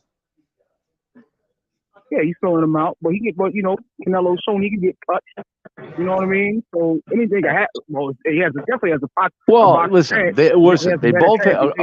Listen, if you're saying they both have, it's a fair fight because both have 10-ounce gloves on. That part's true, but Canelo has too many edges in the fight. Ring IQ, he spins out of corners well when he has to. He's got a tremendous chin. I mean, he's just got too many advantages. More experience in bigger fights. He's got a better jab. Benavidez' jab's non-existent for Christ's sake. I don't remember your prediction on Bivol versus Canelo. What was your prediction then? I don't remember. I thought everybody else thought Canelo was going to win too, but Bivol fought a different fight. Bivol was capable of fighting a different fight than he ever fought before. Benavidez is not capable of doing that. Benavidez is Benavidez. What? He's young. He ain't 30 yet. It has nothing to do with age. Zero. He doesn't have that. But you can learn, Phil. You can learn. No, guys like that are walking bombers don't all of a sudden box their ass off. Now, what's his name was a boxer before, but boxed more. Floyd, though? What? Didn't Canelo learn after getting his ass beat by Floyd? Canelo, he learned. He picked up. Listen. Benavidez is not Canelo. Benavidez doesn't have the brains. He's got a very low ring IQ, and that will show up in the big fights. Okay, a lot of fighters have low ring IQs. It's not uncommon. The smartest ring IQs in boxing presently. Okay, then the heavyweight and the highest weight classes, it's Fury and Usyk have the highest ring IQs. Bivol, Canelo, and those weight classes, and then you get down to lightweight. Shakur Stevenson and Devin Haney have very high ring IQs, and then you get down to the little guys, and you got Bam Rodriguez, and you got Sonny Edwards from England, the IBF flyweight champion, and Bam Rodriguez. Those are the highest ring IQs in boxing. Donaire's got a high ring IQ, but not compared to those guys. You're not biased like that Trump D-Block either, right? You ain't biased, Who? right? He's a hater, D-Block. You know, the freaking caller D-Block. Who's You're D-Block? not biased at all. D-Block. You talked to him earlier. Caller. Yeah, what about him? No, I'm saying, you're not biased in your predictions or opinions like he is? I'm comparing your. No, I'm not. Listen, I make a living at this. There's nothing to be biased about. This is how I make my living. You know what I mean? And my reputation is how I make my living. We got other calls calling in, fam. All right, holla. B-Mo, stand up. Don't listen to this chump. Yes, sir. Thank you. Bob, can I get some tripe, appetizer order or tripe? Caller, what's your name? Where you calling from? Hello? Caller, what's your name? Where you calling from? Trap from Orlando. Trap from Orlando. Talk to me. Man, Rick, come on, man. Everybody you named was intelligent. It's on Top Rank or some other company. Nobody in PBC is. I'm from Orlando. Trap from Orlando. Yeah. What about it? Nobody is from PBC. Nobody is intelligent. No, I said high ring IQ. I didn't say intelligent. I said high ring IQ. Nobody is. Who? You tell me. You tell me. PBC has a high ring IQ. Nobody. You tell me. You just named 100 people. None of them got high ring IQ on PBC. Man, and none of them. No, I didn't. No, you tell me. You tell me who you think should be out in with those guys on a list.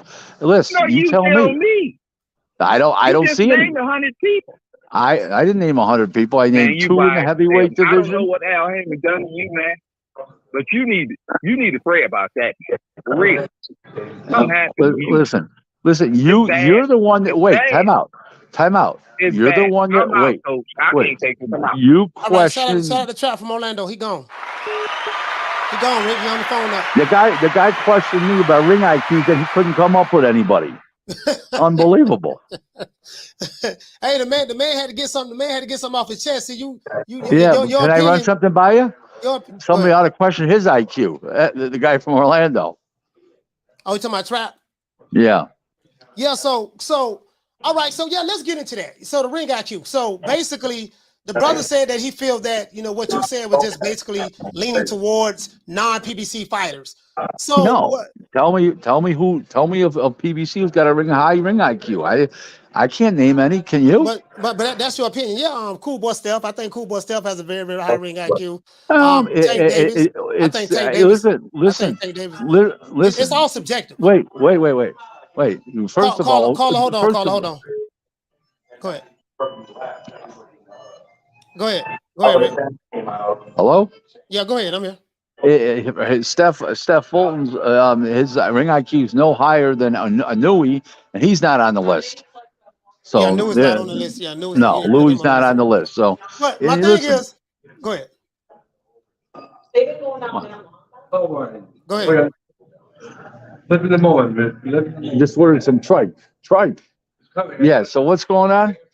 No, I say the thing is this is your opinion. People feel some type of way about your opinion. Yeah. That's just your opinion. It's not facts. That's how you see it. Right. Of course.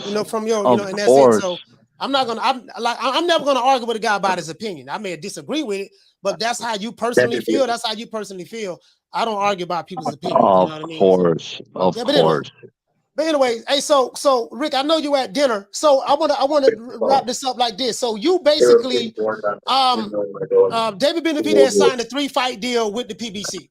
He's not fighting Canelo anytime soon. So my question is, why would the father, be going around different outlets saying that, hey, we want to fight Canelo? Because he's no different. He's no different than Angel Garcia and Teofimo Lopez Sr. They're blowhards. That's all. That's a simple answer, isn't it? So who would David Benavidez? Okay, so once David Benavidez fight these other 2 guys, if he can beat those guys, when would you see, or when do you see maybe him or Canelo fighting each other?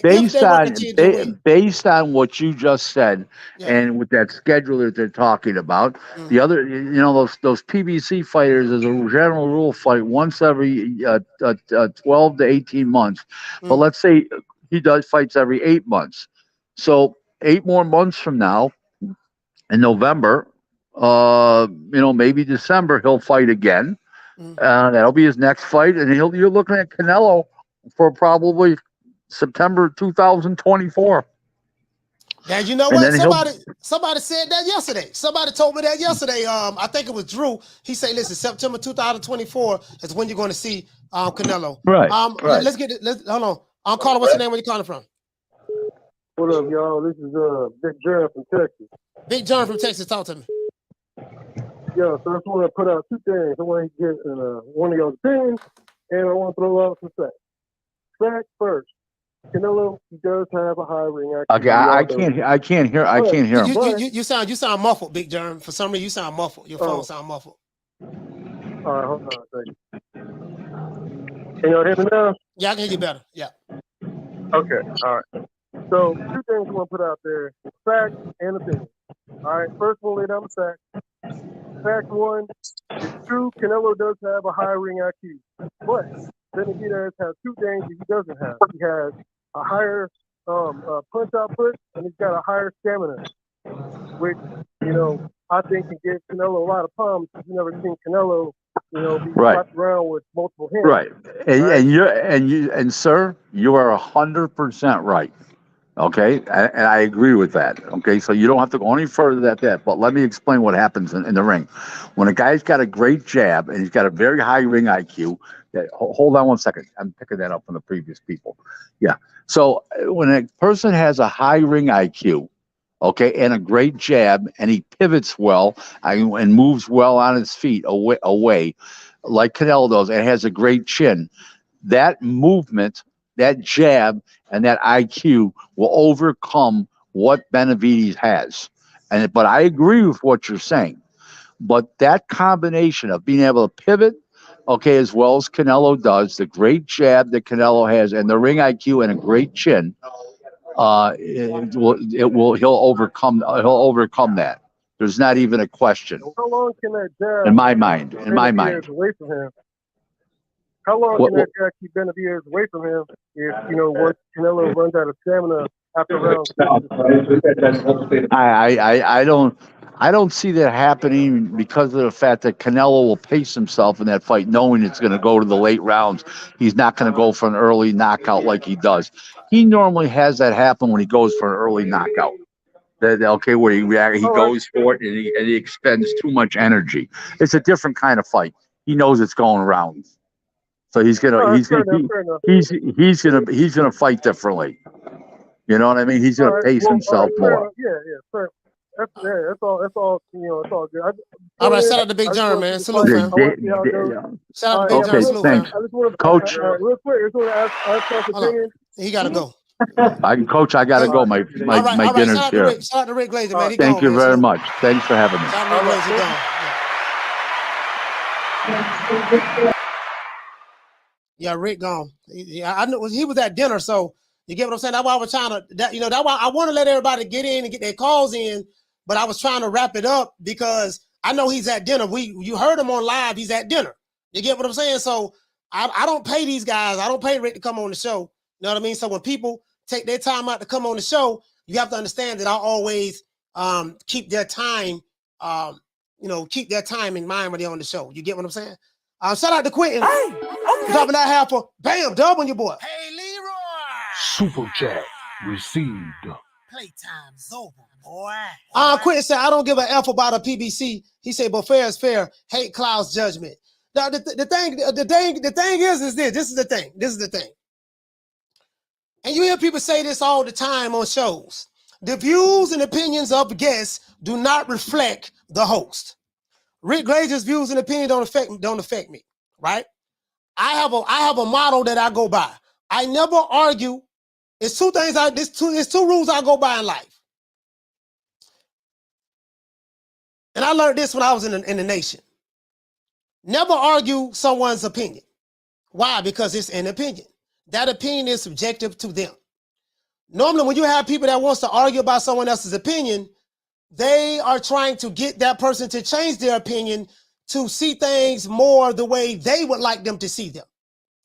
I understand that when I hear someone's opinion, no matter how asinine it may sound to me or crazy it may sound to me, I understand that, guess what? There's nothing I'm going to say that's going to change their mind because that's their opinion. Nor do I care to change someone else's mind about their opinion. I see things the way I see things. That individual will see things the way he see things. No matter how crazy I may think it is, or no matter how crazy he may think that my opinion is. You get what I'm saying? So I'm never going to argue with anyone in the chat or nowhere else about their opinion. I'm going to say what I said. You're going to say what you say. I'm going to say, okay, cool. I don't agree with it, but that's it. And now if someone say, well, what is it about that you don't want to agree with? What is it about that you don't agree with? And once I see they bring a certain kind of argumentative energy, because you have people that like to argue for the sake of arguing, I'm like, dude, I'm not even finna tongue wrestle with you about my opinion. If you don't like it, you ain't got to like it. That's fine. You know what I mean? You ain't got to like it. That's fine. You know what I mean? But what I'm not going to do is tongue wrestle with you. I'm not The Rock. I'm not Stone Cold Steve Austin. I'm not The Undertaker. I'm not Rosicki. I'm not doggone Triple H. I'm not Macho Man Randy Savage, Jake the Snake Roberts. I'm not Ric Flair, Dusty Rhodes. I don't know how to wrestle. You get what I'm saying? And I damn sure don't know how to tongue wrestle. So I'm just letting you know that's me. You get what I'm saying? That's me. So you know what I mean? Shout out to WCS, man. Shout out to WCS. Salute, fam. Yeah, you get what I'm saying? So that rowdy probably I ain't finna be doing all that shit. I talk a lot of shit. Now I do talk a lot of shit, but what I'm not gonna do, I'm not finna argue about nobody's opinion. Hey man, I'm like, sure, I don't believe he said that, but I don't believe he said that. I'm like, okay, man, but it is what it is. You gotta stand on it. When you're a grown man, you got to stand on what you say. That's all I'm saying. Shout out to Jim Stanfield. He said, go ahead, man. Yeah, that's how I am. Yeah, man. Yeah, go ahead. I learned that. I learned that from dealing with women. When you're dealing with women who like to argue, I'm never gonna argue with a woman. I'm never gonna argue with a woman, especially a black woman or a Hispanic woman. I'm not finna argue with neither one of them. No, I ain't finna argue with you. Yeah, whatever you say. Yeah, you're right. Yeah, whatever you say. Yeah, I know. Yeah, and I just keep it moving. That's just me. You know what I mean? Because I don't have the time nor the energy to be arguing with a motherfucker about their opinion. You know what I mean? I learned that from just being younger, dealing with different women in relationships. Like, nah, man, I ain't finna sit here and be arguing with you about some shit that, that's how you feel. Those are your feelings. Shout out to what you say. You said, what do you make of Lopez, and Conlon? Yeah, I don't know what you mean by that. What, they supposed to be fighting each other? Which Lopez are you talking about? Which Lopez are you talking about? I don't know. I don't even know what you're talking about, sis, to be honest with you. And what to say, old dirty boxing? He said you finna catch some hands with those two types of women. Yeah. I ain't finna be doing all that, man. I ain't shit. I ain't not finna be, man. I ain't finna waste my. I pick and choose my battles, man. I ain't finna be arguing no motherfucker about their opinion. Call him, what's your name? Where you calling from? Yo, coach, it's Rick, man. How's it going? Rick from where? Where you calling from? Toronto, bro. Oh, Rick from Toronto. Talk to me. Yeah, it's too bad Rick had to bounce. Well, obviously he's in dinners, but you know what? Another educated boxing mind as yourself, then I'll ask you. So on the basis of what Rick was saying, that ring IQ essentially cannot be attributed through experience. One of the other callers was kind of pushing on Glaser, saying, "Oh, but Benavidez can learn. You know how Canelo learned from his flaw or his defeat from Floyd, and years since then he learned or attributed a ring IQ." Mm-hmm. Whereas Mr. Glaser was saying this is instinctual. Ring IQ is basically an instinct that is naturally impressed upon through a fighter's ability when they enter the ring, and it's not something that kind of can be developed. Can you expand on that, Coach? Like in regards to what other attributes kind of qualifies like a good, or that if not that, a great ring IQ? Well, ring IQ can come from experience. Some fighters get it faster than others. Like ring IQ would definitely come into play if you are a fighter that's been fighting boxing for a long time, but you're fighting a younger fighter. Ring IQ may come into play when you know how to survive. Let's say you're fighting someone that's young, that's a young bull that's coming up and coming. Your ring IQ may help you survive and not get knocked out and stuff like that. But you're saying that now, whatever. I'm not trying to explain what Rick Glaser meant by ring IQ. Again, this is subjective to him. You know, his definition may be totally different from mine. Ring IQ to me is someone that's very, very highly intelligent.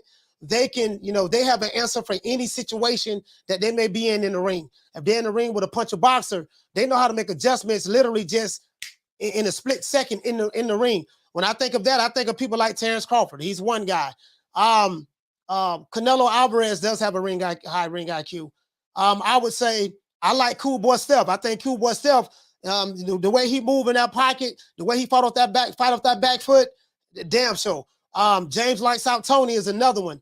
I think Tank Davis has a pretty good ring IQ, even though I have not seen Tank Davis in there with some high level competition.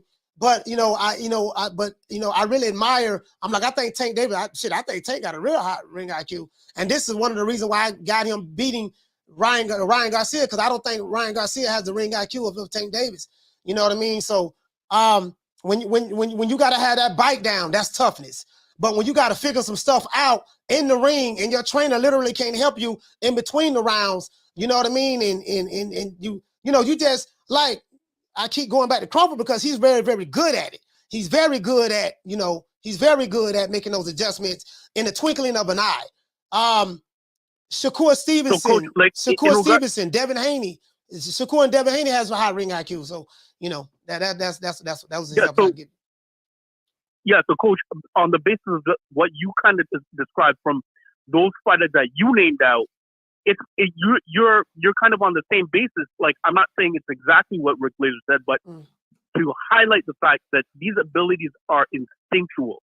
These fighters can flip on a dime, if not like, less than a millisecond in regards to instinctually doing something inherently that other fighters they cannot learn that. It's something that comes with, I guess, a certain amount of experience, but at the same time, they just have it, right? They just have it. Yeah. It's not like something that can be, you can open up a textbook and tell some fighter that, you got to learn this way or that way or whatever, right? These guys, they just know it on a flip of a dime. Yeah, they got right? it. Yeah, they're born with it. It's a gift. It's a gift. Yeah, they're born with it. Yeah. All right, man. Peace out, Coach. Yeah, thanks, man. Shout out to Rick. I was hoping I could catch Glaser as well, but it's all cool, man. Yeah, shout out to Rick, man. Salute, fam. Shout out to Rick from Toronto. Salute, fam. Yeah, some fighters just, you know what I mean? Some fighters just, man, I'm in today's time. Alexander Usyk has a very high ring IQ. I ain't gonna lie now. Usyk has a high ring IQ. I like Usyk, man. I like Usyk. I ain't gonna lie. Y'all know Usyk. Usyk my favorite fighter right now. You know what I mean? Just his whole mentality and mindset, how he go about doing things. And I'm Andy Capricorn, bad motherfucker. Call him what's you calling from? Try from Orlando. Try from Orlando right back. 2 times. Talk to me. Hey man, I want to apologize to you because he just got under my skin. And I don't let people usually get under my skin, but he got under my skin. Your phone going in and out, Trap. I said he got under my skin, man. Yeah, I mean, I ain't tripping. You ain't got to apologize to me. I ain't tripping. I don't take it personal. That ain't had nothing to do with me. He got under my skin, man. Yeah, but he didn't even name Terrence Crawford. He named your guy.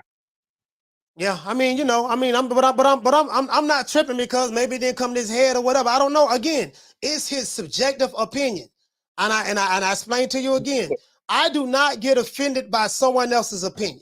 Your opinion is how you personally see things. No matter how much I may disagree with it, at the end of the day, it's not based on any facts. It's based on whatever your criteria is of how you came up with your opinion. Now, some of them you may use some certain type of facts and you give examples. Hey, this is an example of what I mean. Certain fighters have certain tendencies that they do in the ring, and other fighters don't have tendencies. You get what I'm saying? So you can look at certain fighters and tell, well, with Roland Romero, he ain't got no high ring IQ. You know what I mean? Yeah. In comparison to someone like a Chocolatito or whatever, or Devin Haney. You get what I'm saying? This ain't no slight to Roland Romero, but that ain't his forte. He ain't got no high ring IQ. You know what I mean? If he did, he wouldn't lead. If he did, he wouldn't reach with the backhand and get caught with straight lefts. David Benavidez, if you watch the fight with David Benavidez and Caleb Plant, the first 4 or 5 rounds, David Benavidez was trying to jab to the body. He was reaching with the backhand to try to hit jab Caleb Plant to the body. And I'm like, man, if that dude fight Canelo like that, reaching with that backhand, fighting Canelo, he gonna get his ass put to sleep or maybe get dropped. So people who have a high ring IQ, you don't be reaching with the backhand. You don't do that because you understand that puts you in a vulnerable position. And he did that several times throughout the fight when he was trying to figure out what Caleb Plant was doing in those first 5-6 rounds. You get what I'm saying? And I'm like, man, if he do that to Canelo gonna slip, counter, pop. Canelo coming with something. So I kind of agree with Rick Glaser as it relates to that. David Benavidez, from a ring IQ standpoint, he doesn't have the ring IQ of a Canelo Alvarez. This ain't no shade to whether Benavidez is a PBC fighter or not. That's no shade to that. But dude, like, just some things that he does in the ring, you know what I mean? It's like, dude, it's a whole lot of holes right there. And I don't care who he signed with because it has nothing to do with his skill set in the ring. But he is who he is at this point. Can he learn to become another fighter? Maybe he can. Can he add some more tools to his repertoire? Maybe he can. But bro, like the reaching with the backhand, not knowing how to cut that ring off, you know, like you're supposed to. He doesn't have an effective jab. He doesn't have an effective jab that he utilizes. He doesn't have an effective jab like that. So those are certain things that he don't have. And that ain't no because he's with the PBC. That's just the reality of the situation. The tape speak for itself. No, that ain't what I'm saying. I'm saying Caleb Plant did the same thing to Canelo. What's that? He was winning the whole fight. He was winning the whole fight? He was winning that fight. I mean, that's your opinion. I mean, Benavidez punished him. Even though Canelo stopped him, he punished him. Mm. Yeah, I mean, yeah. You don't think he punished him? Yeah, he punished him. Yeah, so I mean, yeah, he punished him. Yeah, he did. He beat him up. Oh, okay. All right, that's my call, Cole. All right, shout out to my dog Trav from Orlando. Salute, fam. Trav from Old Town.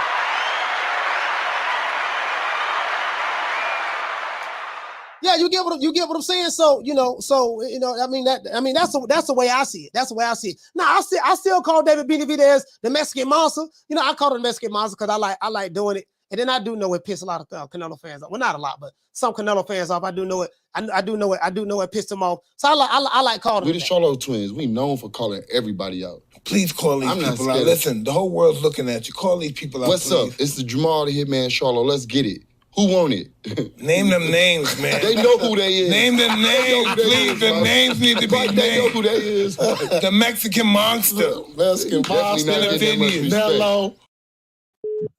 Call him, what's your name? Where you calling from? Yo, what's up, coach? It's Big Germ again from Texas. Big Germ, talk to me, fam.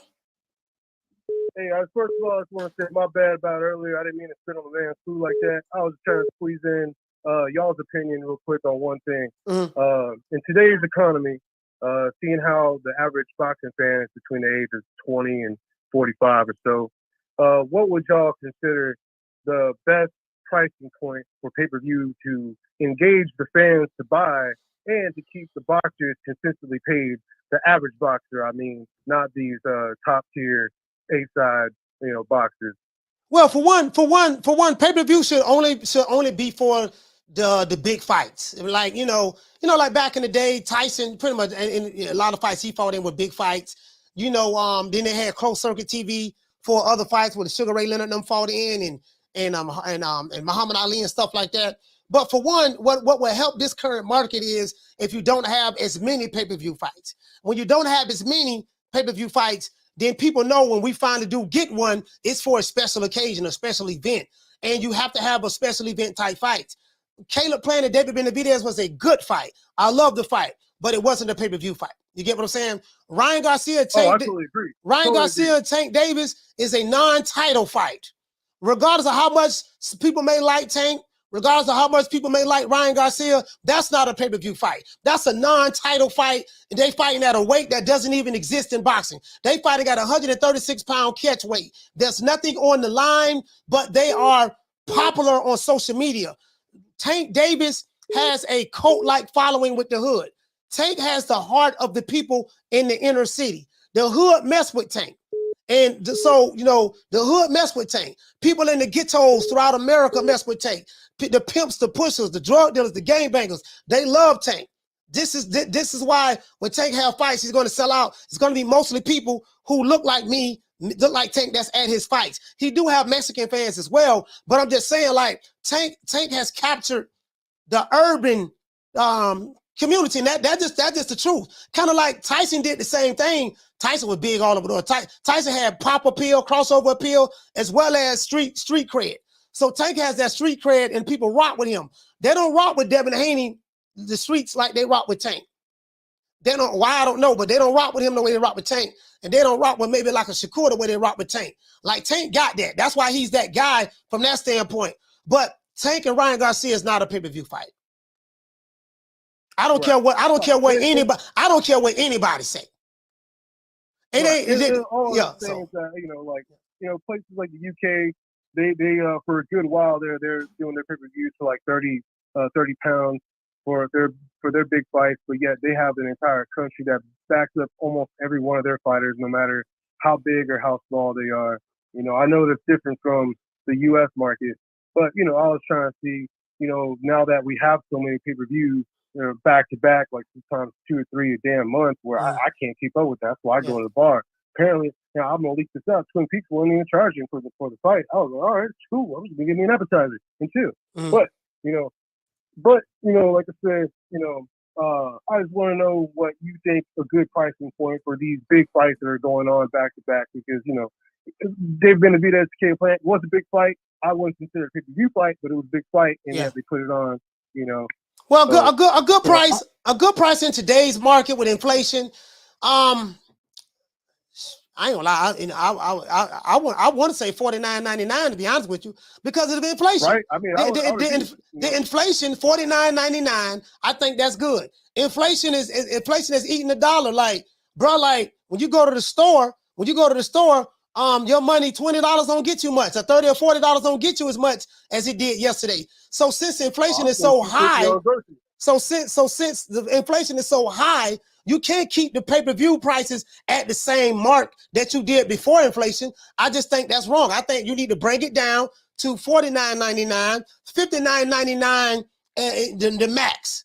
You get what I'm saying? But yeah, that's what I think. That's what I think. I think that I think in today's market over here in Texas, you know, the minimum wage here is still $7.25. Yeah. You know, so for the average fan, you know, between 21 and 40. You know, there's a bunch of guys out there that are only making like $15 an hour. You know, they can't be supporting themselves and buying all the pay-per-views all the time.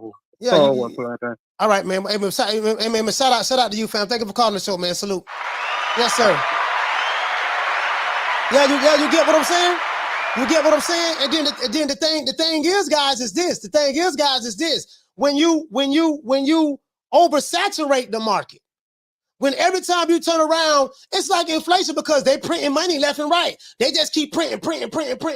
So you have an overabundance of money, which decreases the value of it. Then you're sending a whole bunch of money to Ukraine, you know, because you want to support a proxy war that you're fighting with America, you're fighting with Russia.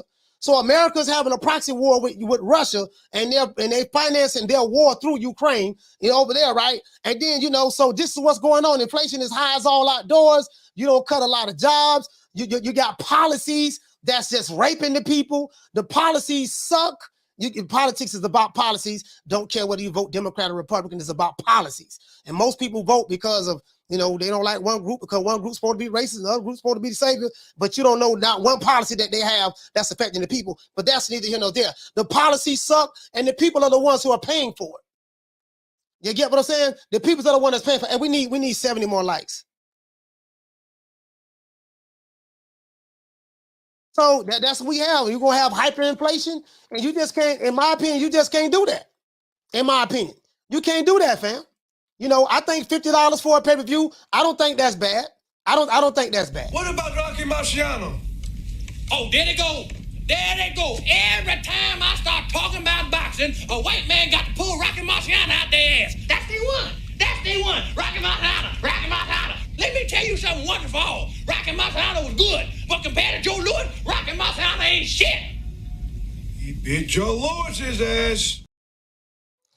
Yeah, man. So we gonna see what's up. I'm anxious to see what those pay-per-view numbers are going to be for Devin Haney and Lomachenko. Neither one of them fought pay-per-view before. We gonna find out what's up. Carter, what's your name? Where you calling from? What's up, Coach? This is D-Block. D-Block 2 times. I got the same people keep calling. D-Block don't call twice. Trap don't call twice. Big Germ don't call twice. I got the same people keep calling today. Hey, Coach, I said we love you, man. We love the show, man. We addicted to this, mother. Nah, but that's what people, man. That's what I tell everybody in this chat, Coach. Call in. Give your opinion. Show Coach you got a different opinion. That's what we want, man. We want people to call in, everybody to represent their hood, just like I do. D-Town, my hood, the real hood. Because Coach says that Tank Davis got all the hoods for him. All the drug dealers. Man, you know what? Come to my hood. Come to my hood. Yeah. Come to my hood. Come to my side, the west side, the best side. D-Town, baby. D-Block. And we got Ryan all day. We got Canelo all day. You know what I mean? We represent hard over here. Baltimore, you ain't got nothing compared to us, son. That's all I gotta say. What you say about that? Hey man, I'm just saying, man. I'm just, you know, I don't mean to sound like Booger Ray Leonard, but these are just the facts. These are just the facts. You know, like Tank is a star. You know, he's box office, and guess what? Okay. Hey, much as I want to argue with Booger Ray, guess what? I can't argue with him. He right. He right, bro. That's cool. That's cool. Hey man, I can't argue with the truth, man. I can't argue with the truth, man. Take that guy. But guess what? You're going to be wrong that day. That day you're going to be wrong. Your prediction is a good prediction. You're trying to say, Tank Davis going to slaughter the young boy. But see, here's the difference right here, okay? Because you said that Tank Davis has ring IQ, right? That's what you said. Yeah, and I know that Canelo has ring IQ, okay, and experience. And Tank Davis got the experience, right? But at the end of the day, whose resume has made them be that way? Canelo has. He's grown. He's learned. Tank Davis has not learned anything in that way. He's fought nothing but bums. Be real with that. That's why here's the difference between Ryan Garcia. That's why Ryan Garcia has a better chance of beating Tank the fuck up compared to Benavidez. Because like you said right now earlier to that caller, okay, you say he reaches too much. He does. And that's what I was trying to tell you. And Caleb Plant was making him fall into traps. And you talking about the greatest trapper of our generation, which is Canelo Alvarez, the greatest cinnamon bun you'll ever taste. Got to say that. Got to put a commercial on that. All right, Coach? So that's what I'm trying to tell you, Coach. Ryan Garcia has a better chance of knocking out and beating Tank Davis because his resume sucks. Talking about Tank Davis compared to Canelo, that's a seasoned veteran to his point. What you say about that? Man, Ryan Garcia don't stand a snowball chance in hell and beat Tank. He got 2 chances to win. Slim and none. And Slim just went on vacation. Coach, that's all I gotta say, man. Keep it real, baby. Shout out to D-Block, man. Salute, fam. I'm just saying, dog. Bro, this is a money grab. This is the money grab. This all this is a money grab. Believe that. That boy going to sleep, man. And listen, and you guys know I ain't really know, you know, I ain't no hard, you know, I ain't no fan of Tank like that or Ryan Garcia. But I'm telling y'all what it is, man. That boy, man, bro, listen, I don't been to the East Coast. I don't been to the Midwest. I don't been to the West Coast, coast to coast. You know what I mean? I don't been right. And guess what? Boy, everybody I talk to, when I say everybody, I'm talking about people who are in the sport of boxing, trainers, managers, you know, stuff like that, right? And guess what? This the kicker. This the kicker. The people who I spoke to are either most of them, 95% of them were Hispanics. Hispanics, a couple of them were Mexican from Mexico, and bro, even the Mexicans going for doggone Tank. Bro, I'm like, it sucked the hell out of me, bro. Like, I wish I could have showed you guys this footage. You know what I mean? Bro, well, a couple of people gave their predictions. I'm telling you, bro, don't nobody take Ryan Garcia serious. And let me tell you something, D-Block. That boy ain't training like you think he is, dog. That boy ain't training like you think he is, man. That's all I'm going to say, D-Block. That boy ain't training like you think he is. He not training like you think he is, fam. That's all I'm saying, D-Block. Bro, like, bro, that boy in trouble, man. That boy in trouble, man. That's all I'm gonna say. Call him what's your name, where you calling from? I know something you don't know, D-Block. Martin from Jersey. Martin from Jersey, talk to me. Yo, what's up, Coach? Coach, man. Before I start, people need to relax and stop getting so upset over somebody else's opinion. Yeah. Yeah. I'm here to talk about I saw the video you posted like a half hour before your show started. It's a good video, and it makes a lot of sense what you were trying to break down there. And it seems to me like the situation between Jose Sr. is almost the same as Boosie Emmett. Oh, yeah. About Bozier. Yeah. I got you. You sitting out here saying all this and that you want to fight this guy, but you already know that you signed three fight deal with the PBC to fight somebody else, not Canelo. I mean, make that make sense. Like all you're doing is calling out Canelo's name, so your fight can get more traction. Basically, that's what's going on. Yeah, I mean, that's my opinion. Yeah. The thing is with Benavidez is, again, he has a fight with he signed a 3-fight deal with the PBC. I knew he did that, right? But I knew he re-signed with them. Put it this way. I heard that he re-signed with the PBC. I did not know that Benavidez them had a 3-fight deal with the PBC, and they already have a list of the fighters who they're fighting. It was Caleb Plant. It was he said Jose Benavidez said Caleb Plant. He said we're fighting Caleb Plant, Demetrius Andrade. That's why Demetrius Andrade is over there. He's the PBC fighter. And he said David Morrell. And he said possibly it could be Jamal Charlo if Jamal Charlo get himself together. That's what he said. So my thing is, if you already have names on a contract who you're fighting, why the hell you calling out Canelo? Knowing goddamn well you ain't gonna fight the man anyways, because you got a contract where you got all PBC fighters you're going to fight. Doesn't make sense. And one thing, Charlo, get him out of there. That kid was drunk on the weekend. That kid ain't fighting nobody no time soon. Brother, if he fights Andrade, Morrell, and he already fought Caleb Plant, that's like the 3 best guys on his resume, considering all the fights that he did already, which he fought nobody besides Darrell. But one more thing, everybody keeps saying, "Oh, De La Hoya Canelo might fight him right now because of the way he looked in this fight." He always looked that way. He just happened to have a better opposition than what he was doing before that. And that's no hate on Benavidez. I'm not a Canelo fanatic. Trust me. I actually go against Canelo fanatics all the time online. But because I stand here for boxing, Coach. Like I see what's going on. I see both sides, and I can see the bullshit where it's coming from. I don't get caught up with narratives like everybody else because the way they feel. And one more thing before I leave. Yes, sir. Yes, Tank Davis has a high ring IQ. Stephen Fulton has a high ring IQ, and there's a handful of guys that what's the name? Forgot to mention. Oh. So, your guest on the show today. How can I forget that? Come on, Rick Glaser. Rick Glaser. Like, and listen, I got nothing against it. There's nothing wrong with his opinion. Everybody will get so mad. Like he coming off for hate. Now that's just his opinion. Everybody has an opinion. He has his. I got mine. You got yours. Just whatever, But yeah, those guys. I like Stephen Fulton. That's why I give him a hell of a chance to win that fight against the new.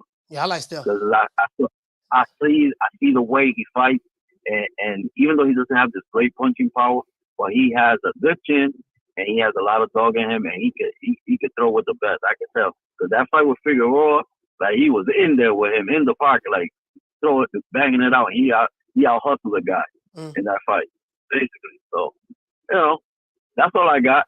That's all I got for today, Coach. I'll holler you tomorrow. All right. All right, man. Shout out to Martin Jordan, salute, fam. Hey, the thing is. Now, I will say this. I want to clarify this. Tank Davis's ring IQ, because I see the guy in the chat. Tank Davis's ring IQ has not been tested amongst elite people. When you really want to see how high a person ring IQ is, somebody who you think highly of, he's someone that can make adjustments in a fight at the drop of a dime. He figured things out in that pocket, in the pocket, mid-range, stuff like that. But Lomachenko has a high ring IQ as well. Punches that they throw in angles. The reason why Crawford is one of my favorites is because Crawford would throw punches in between punches. He'll get hit, but like if you throw a punch, he'll throw at the same time, and he has a habit of his punch getting there right before your punch get there. And you miss him by a split second. You get what I'm saying? You can't teach that. You can't teach that. When you have a fighter that's standing in front of you and you're throwing and he's slipping, you punch him, but he roll with the shot and come back and punch, and then he dips a certain way, give you a certain angle. I call it angle him in the pocket. He angles you in the pocket, and he, when you have that good upper body movement and you're calm under the storm. That's what I like about Canelo. Like, this motherfucker, he real calm in that pocket. He's slipping and countering. Even when he fought Bivol beat him, but he's still calm in the pocket, slipping, rolling with shots, parrying, stuff like that. Like, you don't see every fighter do that. Most fighters y'all see, they don't do that. They just don't have that. You get what I'm saying? So I want to clarify that. But Tank Davis ring IQ has not been tested against the elite guys like the Lomachenkos or Devin Haney. Even if you feel that Devin Haney ain't an elite guy, that's fine. You can feel that way. But Roland Romero ain't no elite guy neither. You get what I'm saying? Doggone, Hank Garcia, he's a good super featherweight, but his ring IQ ain't nothing that's going to push him. So we do need to see him get in there with the top guys in order to see where his ring IQ can really go if he has what we think he has. Shout out to Drew. Hey, okay. Dropping that half for bam, dub on your boy. Hey, Leroy. Super chat received. Playtime's over, boy. Shout out to Drew. He said, hearing Davis' dad interview and doing our dinner at the boxing managers last week, let us know that, coach, it's nothing but a name recognition clout chase, and they really have no desire for Canelo, PBC way. Yeah, pretty much. Yeah, he not, Down from the bar, there's a platform stage. People pimping, sharp as razor blades. Caller, what's your name? Where you calling from? Martin from Oakland. Martin from Oakland, talk to me. Yeah, I think the video earlier that the last caller was talking about the whole Benavidez, calling out Canelo. Meanwhile, he's got these other two fights lined up. Mm. And I kind of get what he's doing and why he's doing it.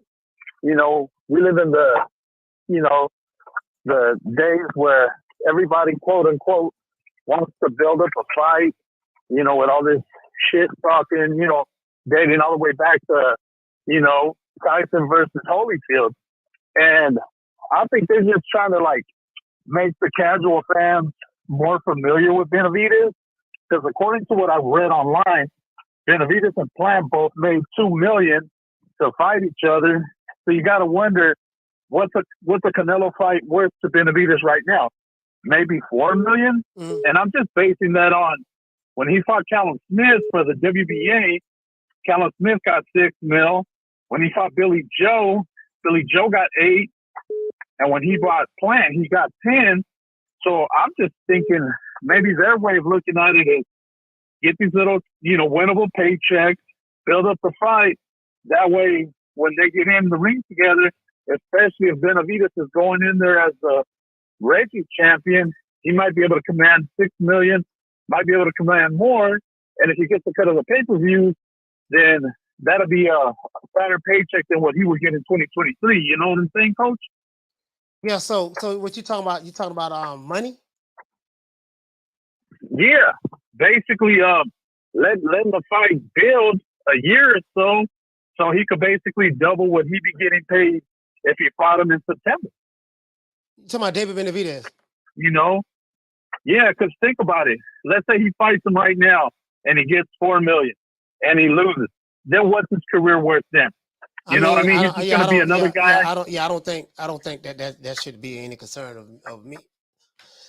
Of me and you, just figure out. I'm just putting myself in the next man's shoes. what would I do if I was, David Benavidez or Jose Benavidez? Well, I'm looking at the most money versus, hey, let me give the fight the quote unquote fans / Canelo haters want as quickly as they want it. Well, I mean, the only problem with that, what you're saying is David Benavidez and his father have been saying they want Canelo right now. So that's what they have been saying. Oh yeah, but I mean, go ahead. No, I hear you, but I mean, how else is he supposed to get some type of attention, especially fighting on PVC where nobody's subscribing to Showtime for their programming to get those Benavidez fights that are free on Showtime? Very few people are watching those pay-per-views that PVC is putting out. So if you think about it, the most boxing fans, were it not for Benavidez calling out Canelo, he'd be pretty unknown. Yeah, I see what you're saying. So that go back to what I was saying. So basically what you're saying is he called Canelo name out for clout because he needed Canelo name. He needed to attach his name to Canelo in order to bring notoriety to him. Clout chasing. You got to imagine if Boo Boo Andre wasn't calling out Canelo for the last 2 years, wouldn't nobody know who the hell he is? Okay, you know what I'm saying? All right, I got you. So it's a clout taste. So you're saying it's a clout taste. So you've been clout tasting. All right, 100%, coach. Well, shout out to Mark from Old Town, man. Salute, fam. Old Town, stand up. All right, for sure, coach. Yes, sir.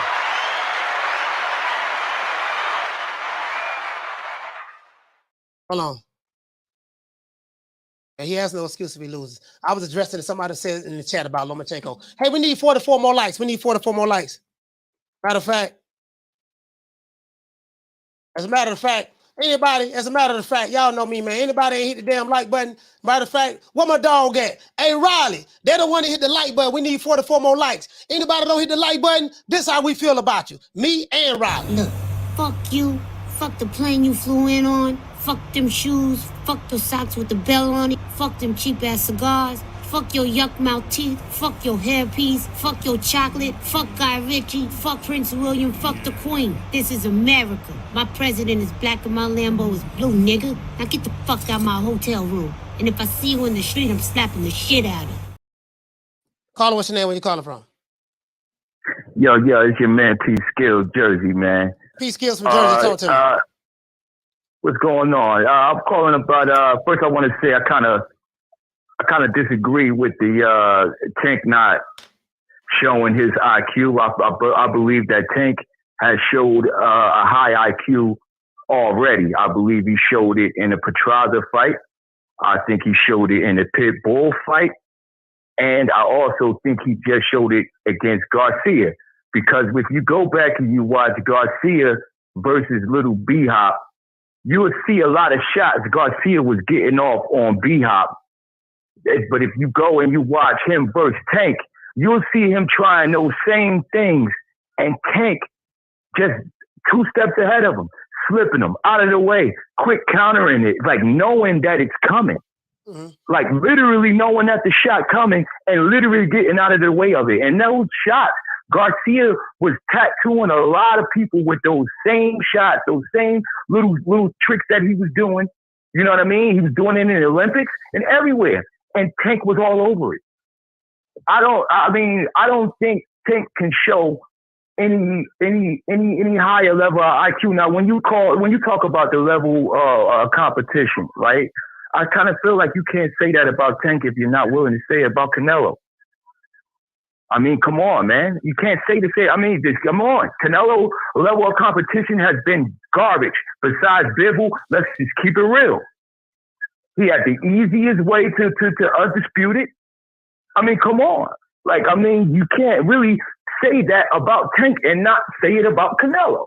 Now, and then you also got to look at it from this way too. Do you really honestly think a lot of those guys that sparred Tank already and felt Tank's power and know Tank will fuck them up, you think they're not just capping when they up there talking about they want to fight Tank? Besides Devin Haney, I think besides Devin Haney, everybody else is capping.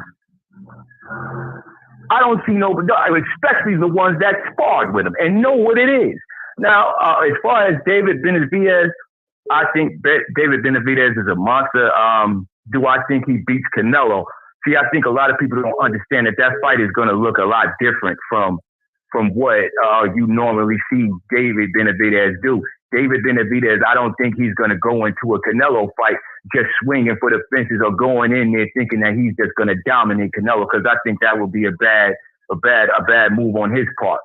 So I don't really know right now. I don't know if Benavidez beats Canelo, but I would love to see Benavidez versus Condor. I think that'd be a dope fight. I think that'd be a good fight, and I would like to see Benavidez go up because I feel like he's too big for a lot of the people that he's fighting. Okay. But, you know, that's my spill. All right, shout out to P Skills, man. Carter from Jersey, man. Salute, fam.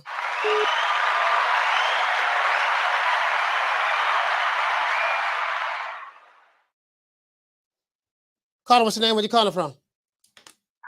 What up, Coach? It's Drew. Shout out to Drew from LA. Talk to me, fam. Man, I just had to call because that caller is just delusional. First of all, talking about Tank and Canelo in the same breath is sacrilege. You know the funny thing, Coach? Gervonta Davis and Anthony Joshua both turned pro in 2013. How many times has Anthony Joshua been a champion? 2 times. Yeah, has 2 been times unified. Fought the biggest fight. They're both 10-year pros, Coach. They're both 10-year pros. And Gervonta Davis has not even been a legit unified champion. He's got 1 legit belt. And this caller has the nerve to say, well, these guys sparred him. Sparring ain't a real fight, bro. It's not. That's not a real fight. And then he says Canelo had the easiest path to undisputed. Last time I checked, Devin Haney only had 1 fight to get all the belts. Canelo had to fight other champions. That's not the easiest run. And you can't. Did Canelo say who the champions are? Did he have a choice in that? He said, I'm looking at Canelo's resume. He fought Miguel Vasquez. Canelo fought Jose Cotto, Miguel Cotto's brother, if I'm not mistaken. Carlos Bodemir. I think him and Floyd fought each other. Bodemir fought Floyd as well. Canelo fought Sugar Shane Mosley. I think Canelo was 20-something years old at the time. I think it was he was like 21. He was 22. He was 22. He was born in 1990. So he fought September.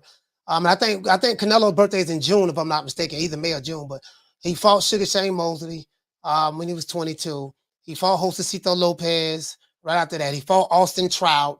He fought Floyd Mayweather, lost to Floyd Mayweather. He fought Eris Landy Lara. He fought James Kirkland. He fought Miguel Cotto. He fought Amir Khan, even though Amir Khan moved up, but he still fought him. He fought Liam Smith. Fought Julio Cesar Chavez Jr. He fought Gennady Golovkin 3 times. Fought Rocky Fielding. He fought Daniel Jacobs. He fought Sergey Kovalev. He fought Callum Smith. He fought Abney Yildirim. He fought Billy Joe Saunders. Fought Caleb Plant. Fought Dimitri Bivol. And he's fighting John Ryder. So I mean, he has some guys on his resume that are Hall of Famers. He's got about 5 or 6 Hall of Famers on there. Yeah. The man, as a matter of fact, Miguel Cotto is currently in the Hall of Fame at this moment. I think Floyd Mayweather is currently in the Hall of Fame at this moment. I think Sugar Shane Mosley is currently in the Hall of Fame, if I'm not mistaken. Sugar Shane's in the Hall of Fame.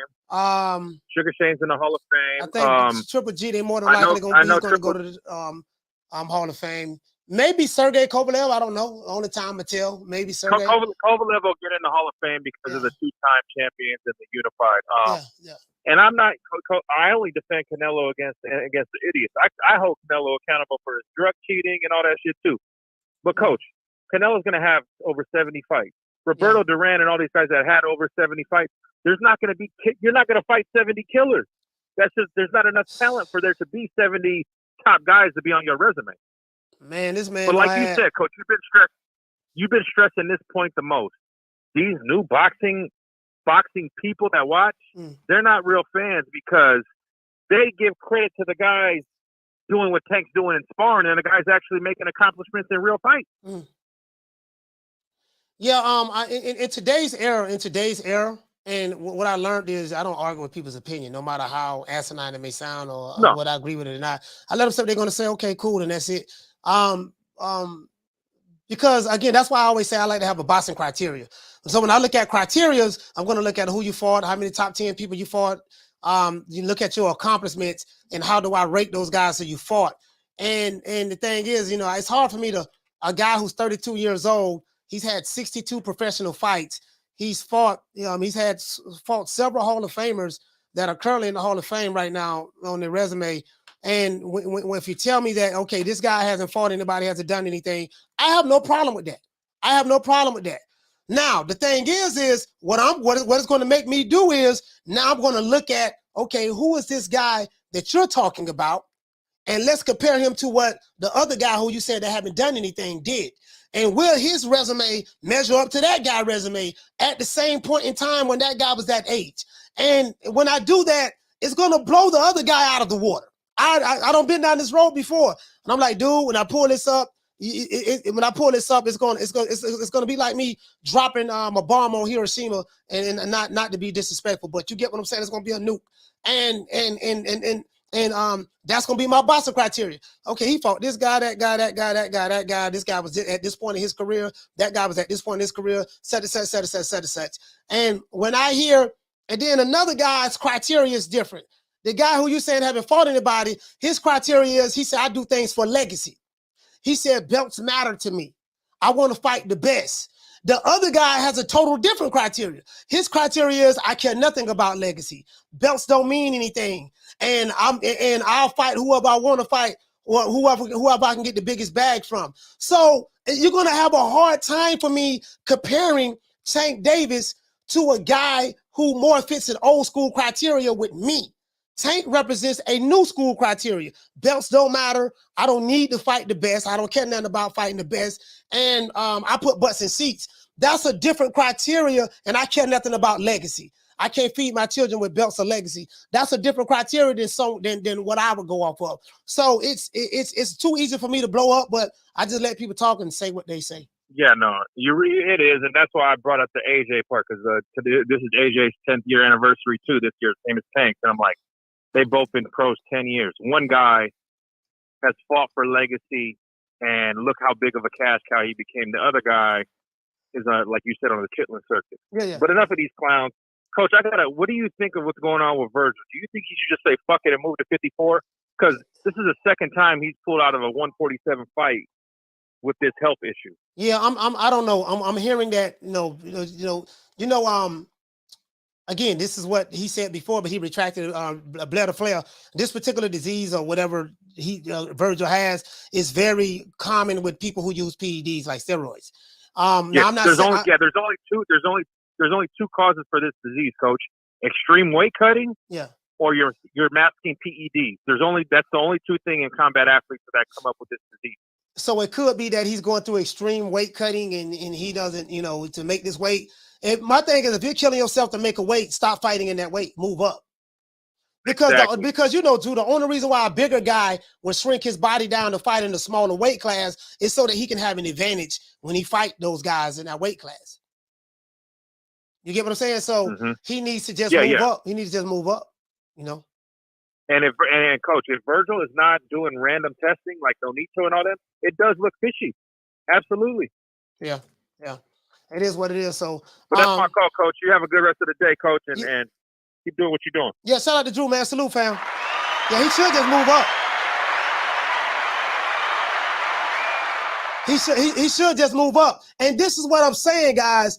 Hey, Bless, this is what I'm saying, Bless. When you have a fighter that hardly fights, you're constantly having fat camps. You constantly training. I would rather be fighting instead of training and sparring. You get what I'm saying? When the only way you're going to sharpen your tools and get better, you're going to have to continue to fight in the ring. So you can, so you can be in a live fight. Caller, what's your name? Where you calling from? What's up, Coach? It's Corey from Texas. How you feeling? Corey from Texas. Talk to me, fam. Hey, so okay. So I'm looking at it like this. So I pay. Okay, so I pay $10.99 a month for Showtime. My wife got the ESPN Plus, which I think is the best discount or bargain, however you want to say it. And she got it with the Hulu and the Disney because we got kids or whatever. Then I paid the $21.99 for the Zone, but after taxes and everything, okay, if you pay ahead, it's like $138. You can pay like $130 for the whole year, or like $21 or 24 whatever you can for the whole month. Okay, so that right there alone is probably close to $300 a year. Right? Okay, that's fine. And I'm fine with 1 or 2 fights on pay-per-view every year, Coach. But then I looked it up, like the last fight, you covered it. I think it was like 80-something after taxes. For this one, if you look at it, it'd be like 90-something after taxes.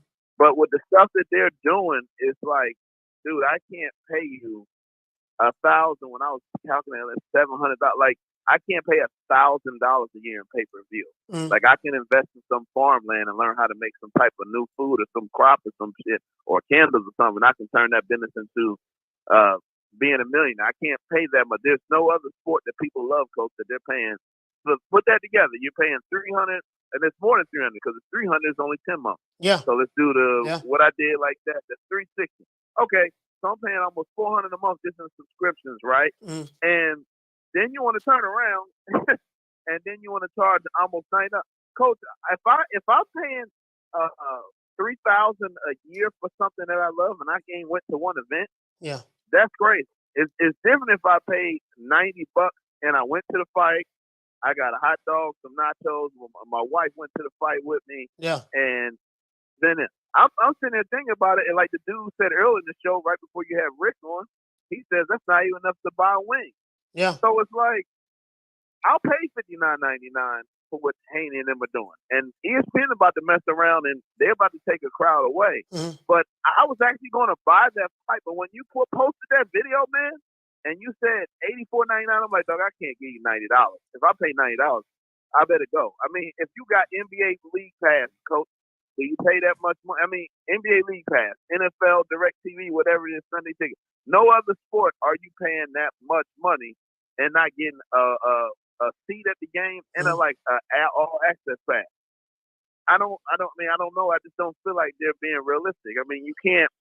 I'm not gonna pay you damn near $2,000 a year just for boxing. I mean, that's an investment. And the thing is that's when you have to rationalize. Okay, what am I going to pay for? What I'm not going to pay for? And that's the question I'm asking. By taking Ryan Garcia price point being higher, they raised their pay-per-views to $84.99. That's not including tax. Once you add the tax up, that pay-per-view is going to be almost $100. Because you're going to pay more than $10 in taxes for that fight. I buy pay-per-views all the time. So now versus a pay-per-view that's $59.99, and it's like, okay, will that high price point entice you to want to pay for it, or will it entice people to want to find a way to steal it more? Or will the lower price point? Coach, they're encouraging streaming. They're encouraging streaming by doing that. You're encouraging somebody, man. F that, they crazy. I'm about to stream it. Yeah. So it is what it is, man. You got kids. You got kids, Coach. I'm gonna let you go. I know you're busy. No, go ahead. You got kids. $1,000 a year or something like that. That's money you can put away for your damn kids' child college fund and some crap. Like, they trip. Like, come on, dog. Like, you want somebody to pay $3,000 a year or something? Do you know what you can invest in for $3,000 a year and turn your life around 10, 20 years? I love boxing. I support boxing. We paying the $20 plus the 10 plus the this and that. We'll pay $30 to $40 a month. But the money you asking me to pay, and I'm not even going to the actual fight. Come on, man. I got you, man. Coach. I got you. Shout out to Corey from Texas. Salute, fam.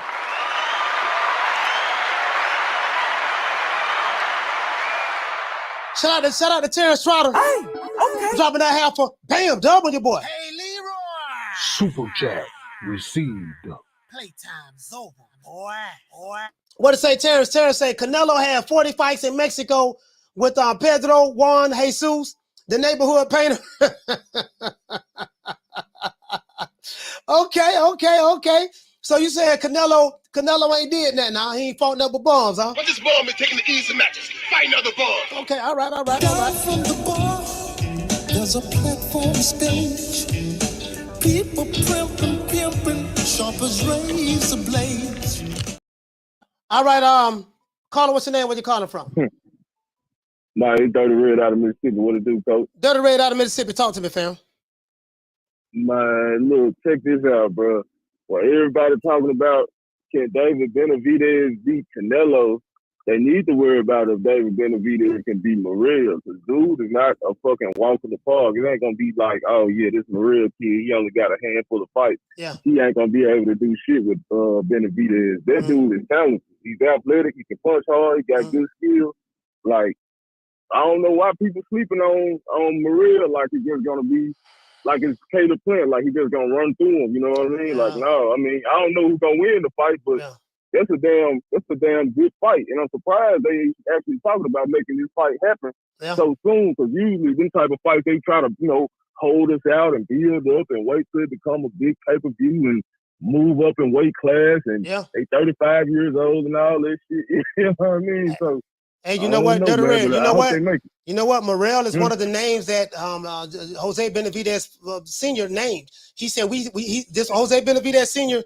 said that we, as a matter of fact, I'm gonna play it for the audience, but he said that we signed a 3-fight deal with PBC. He said that we fought the 3-fight deal included Caleb Plant. They just fought Caleb Plant, Demetrius Andrade, and David Morel. And he said it may include Jamal Charlo if he can get his act together. That's what he said. And so basically, David Benavidez, he's a young fighter. He can go ahead and fight those other guys over there. And since he already got a contract signed to fight those guys, according to his father. According to his father. Since he already have a contract signed to fight those guys, let's see, can he get through those guys? He's young. He should be able to. You know what I mean? Him and Morel. That's gonna be a hell of a fight, though. That's gonna be a hell of a fight, there, because ain't no guarantee he's gonna win that fight. He may end up getting knocked out himself or getting hurt himself, because that guy. Who knows? But that's why we need to see the fight. We'll see. Yeah, that's a throwback fight to me, man. And folks saying that they need to wait, man. It really reminds me of not saying these guys on the same caliber, but it reminds me of Roy Jones and James Toney fighting very early on in their career. You know what I'm saying? Both of them became Hall of Famers later on, but it's a great matchup, man. Like, and I'm glad I want to keep seeing more of it, man. Let them fight while they're young. Fuck wait until they fucking 40 years old. Oh, get them in their 20s. Let's go.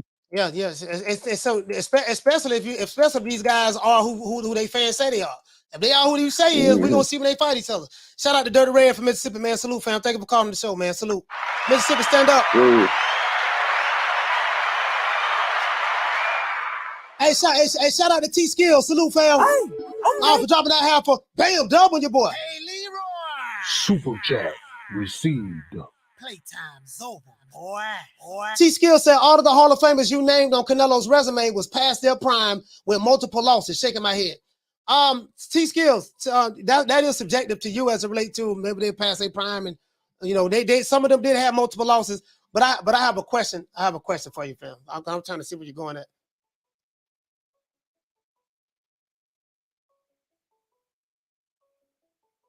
Hold on. Caller, what's your name? Where you calling from? Hold on. Sorry about that. I got you on the wrong thing. Caller, what's your name? Where you calling from? Yeah, me, Coach, is Derek from Florida. Derek from Florida. Talk to me. Yeah, I got a question. I'm just sending Dave on this one. Like, when people say David's not ready for Canelo, I disagree, because, like I said before, like, Canelo, he didn't look good. To my opinion, he didn't look good against Triple G, and he lost to Bivol. So I feel like stylistically, David will beat Canelo. I got him beat him. And he's talking about they say he's not ready. Before he fought Plant, Coach, everybody was ducking David. Like, nobody want to fight David. Charlo, Boo Boo, nobody want to fight David. But now he beat Plant. Oh, he got to fight this guy. He got to fight this guy. These fans are scared. Like, nobody ain't trying to see David. These fans are scared, though. So now he got a 3 contract deal, though. But with Morel. Yeah, I was going to say that he signed a 3-fight deal to fight with the PBC to fight Caleb Plant. This is according to what his father said. I'm gonna play the video. His father said that we have a 3-fight deal to fight Caleb Plant, Demetrius Andrade, and David Morel. That's what he said. Yeah, that's what he said. Yeah. I feel he said it yesterday, but I'm just saying that, like, if Canelo did give him a chance, David a chance, I got David beating him. I think it's all wrong for Canelo. These fans are scared, because when he did a Plant, he punished him brutally. He didn't knock him out, but he punished him brutally. And Canelo, on the media coach, I was watching the media workout. Canelo even said that styles make fight. They asked him could he knock out David and stuff like that. He said it's different. Because he knocked out Plant, don't mean he can get David out there. And he said he's a good fighter himself. So if you watch the media workout, they interviewed Canelo and he just said out of his mouth that he don't even know if he can get him out of there. It's two different styles. So these fans don't want to make it happen. They just scared. So they know David is a problem. Yeah, but the thing is this is the issue that I have is I have no problem. I want to see that fight. But it's disingenuous. The reason why I say it's disingenuous is because you already have fights lined up that you're going to fight already. You're going to end up fighting in-house fights. You're not even going to fight Canelo right now. So all of this, we want to fight Canelo. We want to fight Canelo. You can't fight Canelo because you are contractually bound to fight two more other PBC fighters. All right, when you say like this, Coach, if Canelo came out there and said, I want David, it's going to happen. Or if it's up to Canelo, if he wanted to. Yeah. I mean, But Canelo's not going to do that. He knows he's a problem at the end of the day. He knows. If he was easy work, like his fans say, Canelo would have accepted with no problem. Canelo know that that's not an easy fight for him. So his fans are scared because they know it's a nightmare for him. So what you're saying is you're of the opinion that Canelo should be the one to try to make the fight with the prospect David Benavidez. I think so because listen, I understand what you're talking about with the contract thing, but before he fought Plant, David, nobody ain't want to fight him. Nobody ain't want to fight him before he fought Plant. Plant even ducked him years ago. Nobody ain't want to fight him. So now he beat Plant. You feel me? You got to do that, though. That's all I'm saying. So when you say nobody want to fight him, I mean, nobody like who? Can you give me some names? Charlo, Bubo Andrade, Caleb Plant. I'm talking about years ago. Like, they ain't nobody want to fight him. He was avoided. Okay. So now he beat Plant, you feel me? Now he got to fight these guys, you feel me? I just feel like he ready for Canelo. That's my opinion. I feel like Canelo should give him a shot. All right. But Canelo knows it's a bad matchup, but that's my call, though. All right, shout out to Derek from Florida. Salute, fam.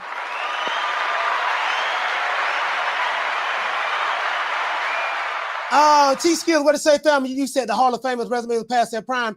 All right, cool. So, T-Skills, let me ask you a question. Can you give me an example of a fighter that fits your criteria? Canelo resume was weak, right? He's fought past his prime fighters. So, can you give me an example of a fighter who is fighting fighters that are not past their prime, who are fighting could be potentially future Hall of Famers? Can you give me a resume of a fighter that you like that's doing exactly what you want them to do? Because I can literally poke holes at every fighter's resume. Like literally, I can look at every fighter's resume and poke holes in it, literally.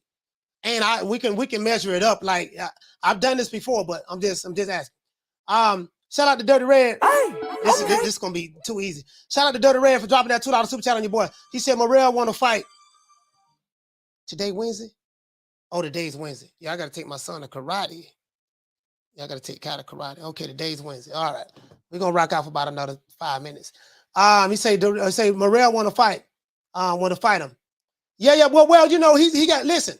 As a matter of fact, let me play this video for you guys, just in case you haven't heard it. Shout out to JRG. Hey, okay. Dropping that quarter of a bam, dub on your boy. Hey, Leroy. Super chat received. Playtime's over, boy. He said if they're criticizing Canelo's resume, them the whole state of boxing. He say them the whole state of boxing is ish. I guess you're trying to say then the whole state of boxing. Then okay, I got you. Shout out to JRG. Down from the bar. There's a platform stage. People pimping, sharp as razor blades. Yeah, so you know what I mean? Because I can pull these guys' resumes up. It's gonna be real easy. I can pull up Tank Davis' resume. I can pull up Devin Haney's resume. I can pull up all of these guys' resumes, and it ain't gonna, this show will never end. We probably have to do a show on this. Caller, what's your name? Where you calling from? What's going on, man? It's Jay from the Bay, man. Jay from the Bay, talk to me. What's up, Coach? In regards to this David Benavidez versus Canelo situation, I think it'd be a better fight than what people think it is. Or at least I don't think that Canelo has the advantage like I know Rick Glaser thinks it is. And I respect his opinion or whatever. But when I look at the two fights between Caleb Plant he had with Canelo and Benavidez. When you look at them fight, those first 7 rounds looked almost similar. He was outboxing both of them, right? Canelo doesn't have great footwork. He has great waist movement, great head movement. But he doesn't have, like, he's a flat-footed fighter, right? So he was looking like David Benavidez kind of was. He was cut off the ring a little bit better than Benavidez was. But for those first 7 rounds, they both were getting outboxed. The difference I saw was in the Canelo fight, Caleb Plant was never getting dogged. He just got clipped against the ropes with a left hand. And that's what, you know what I'm saying, went on, like, basically went on ahead and took him out. But Benavidez was dogging it. He was getting dogged about round 8, 9, 10. You know what I'm saying? That's what I saw, the difference. So, I understand what Rick's saying. He does have better ring IQ, a better boxing acumen. I get all that.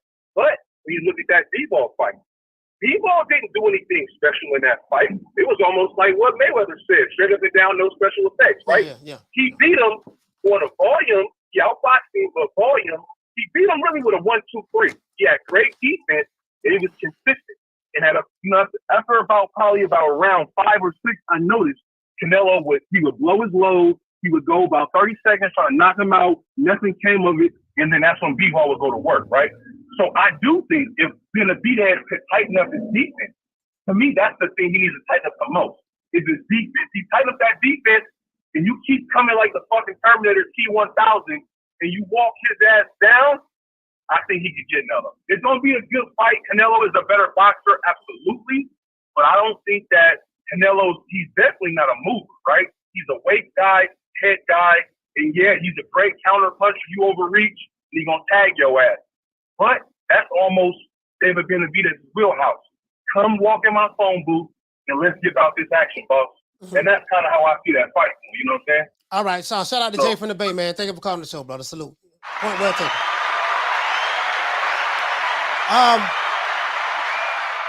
Shout out to Drew. Hey, okay. Dropping that quarter over. Bam, dub on your boy. Hey, Leroy. Super chat received. Playtime's over, boy. Drew said delusional caller that don't know ish. He said David promoter said they wanted to marinate the Plant fight. That is true. They did want to marinate the Plant fight. He did say that. I have the actual video. I have to pull it up, but he say break down from boxing perspective why David wins.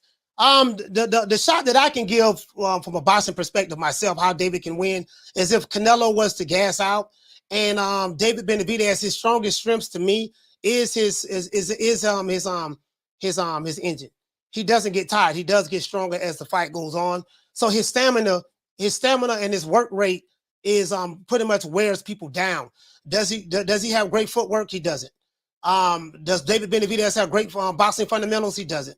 But what he does have is, fatigue make cowards out of all of us. So if he's fighting somebody and he wears you down as time go on, if you don't have any punching power to keep him off of you, eventually you're going to get tired. And when you get tired, that's when you go to work. And that's what he have. And unfortunately, in the sport of boxing, a whole lot of people get tired. And when they get tired, it is what it is.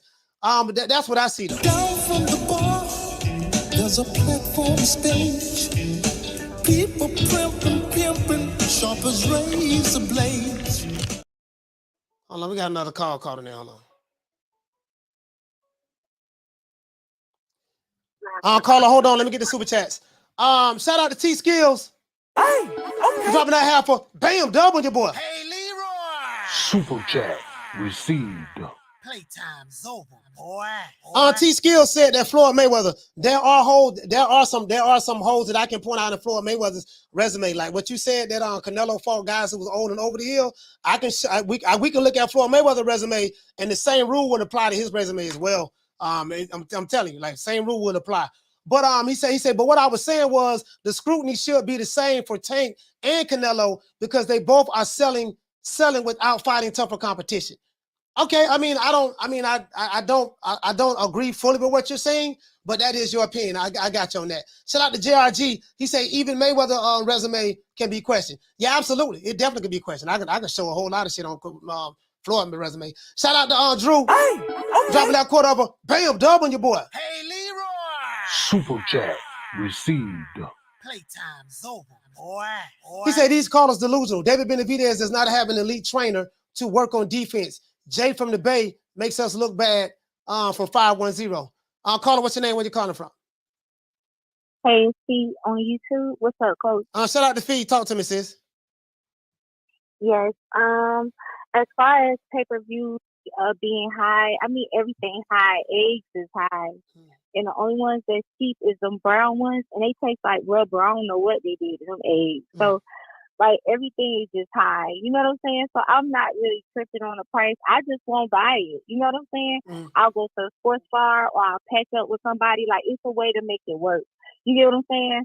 So just like anything in life, you know what I'm saying? I don't even complain about gas. Like it just kind of is what it is. I'm not gonna roll over about it because boxing is my favorite sport, and I'm gonna still find a way to support it if that's something I really want to do. You know what I'm saying? Yeah, yeah. So and then as far as the pricing for Devin Haney and Lomachenko, I think that's wonderful. You got to think that the fight is around not too far from Ryan Garcia Tank fight, right? Yeah, they're fighting May the 20th, so it's kind of like a month off. You know, Ryan Garcia Tank fight April the 22nd, so it's like 4 weeks away. So I think that's smart. That's smart because they know a lot of people more than likely going to spend a lot of money on that fight, and they don't want to break people's pockets. And you know what I'm saying? You know, so it's almost like they cutting the fight fans a break. You know what I'm saying? So I like that. And then as far as David Benavidez and Canelo go, I do have Canelo winning by decision. I do. I'm not saying it's going to be tough, but Canelo is just the more experienced fighter, and you know I just have him winning by decision. But I love the Mason Hamasa, you know that. But you know, fair is fair. We won't know it until we see it. But you know, if I just had to make a decision, I do have Canelo winning by decision. You know what I'm saying? Just based off of ring IQ of Canelo and just him having more experience than David Benavidez thus far. You know what I'm saying? So I think it'll be smart for David Benavidez to get those 3 fighters, 3 fights he got with PBC under his belt. You know, some more experienced fighters, and sharpen his tools, and then go in with Canelo. That'll be smart. That's what I think. All right, so, I ain't gonna hold. Shout out to Fee. Shout out to Fee from Duval. Thank you so much for calling the show, sis. I appreciate that. That's a valid point she made too. Yeah, so that and see that's the thing. That's the thing too. Like, okay, you know, maybe Benavidez get an opportunity since he already have a. See, I didn't know he had a 3-fight deal with names on the contract. You know, as a matter of fact, I'm gonna let you guys hear it.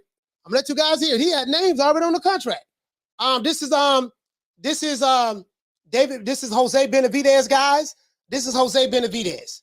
So the guy in the chat, he say, "No, we want Canelo now." I know you want Canelo now, but I want you to hear something. This is Jose Benavidez. Rafael, I want you to hear this. You say you want Canelo now, right? Okay, cool.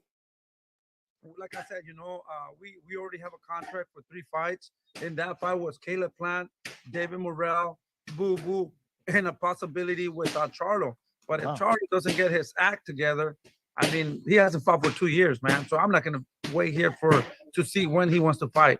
He's fighting on the social media and all that, but that shit is not making any money for him or for us, you know. So I mean, we're gonna stay active, and like I said, you know, we already have a contract for 3 fights, and that fight was Caleb Plant, David Morrell, Boo Boo, and a possibility with Charlo. But if Charlo doesn't get his act together, now you heard what he said. He said we already have a 3-fight deal for 3 fights. He said that fight includes Caleb Plant, Demetrius Andrade, Bubo Andrade, and he said David Morrell, and it could potentially be Charlo, but he got to get his act together. So we want Canelo now, right? They want Canelo now. How, Sway? How, when you just admitted live in an interview that you have a 3-fight deal with 3 fighters' names on it? One of the fighters in that deal was Caleb Plant. And you have 3 more fighters that you can fight under that deal. You can fight, if Jamal Charlo decides to move up, you can fight him. I doubt that. Or you can fight Demetrius Andrade. According to you, you have a contract with Demetrius Andrade's name on it. You know, one of the fighters you're going to fight in David Morrell. So how are we going to get Canelo now? The man already got fights he going to fight. According to what his father and manager is saying.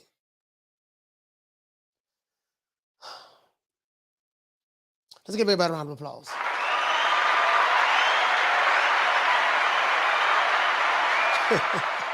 L. Harvey say so no Benavidez Canelo got to deal with 2 more fights. That's the deal that he made. L. Harvey, this is the deal that Benavidez made. Benavidez signed a deal, a 3-fight. Let me let you hear one more time, fam. Like I said, you know, we already have a contract for 3 fights. And that fight was Caleb Plant, David Morrell, Boo Boo, and a possibility with Charlo. But if Charlo doesn't get his act together, I mean, he hasn't fought for 2 years, man. So I'm not going to wait here to see when he wants to fight. He's fighting on the social media and all that, but that shit is not making any money for him or for us, you know? So, I mean, we're going to stay active. And like I said, you know, he said they're going to stay active. So if they're going to stay active, they're not going to sit around and wait on Canelo. If Canelo is adamant about fighting in September, Dimitri Bivol, well, you know that Caleb Plant, well, you know David Benavidez and Canelo ain't going to fight in September because Canelo Benavidez has a contract with the PBC to fight Anthony Morrell, David Morrell, or Demetrius Andrade, and Canelo's going to fight Bivol. So more than likely, Canelo, after this fight, which is this will be this last fight under his 3-fight deal, he's going to re-up with the zone. And then after Benavidez fight Andrade, you know what I mean? More than likely, he's going to fight either Charlo or David Morrell. And we don't even know if he's going to win those fights. It ain't no guarantee that David Benavidez is going to win those fights.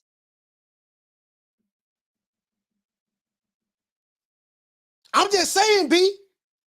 The reality of the situation is he's been calling Canelo name out, but he know he ain't gonna fight Canelo.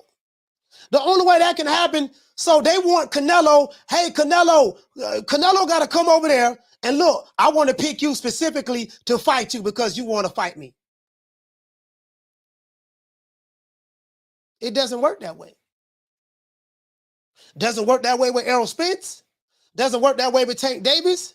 It's a whole bunch of motherfuckers calling Tank Davis out. And guess what? Doesn't work that way with Tank Davis. Doesn't work that way with Terrence Crawford. Doesn't work that way with Tyson Fury. Doesn't work that way with none of these top guys in boxing.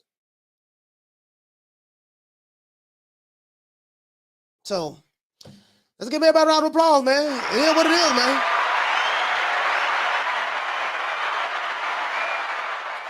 Unless Canelo come over there and say, hey, the fans want me to fight you, so I'm gonna stop everything that I'm doing and just come over here and fight you. Even though you do have a 3-fight deal under PBC, maybe they'll be willing to break that deal because I'm choosing to fight you. And then is Canelo gonna go to the PBC? Or let's say Canelo say, okay, I'll fight you, but I'm fighting over here on the zone. We'll allow him and allow him to break his contract and go fight a non-PBC fighter on the zone?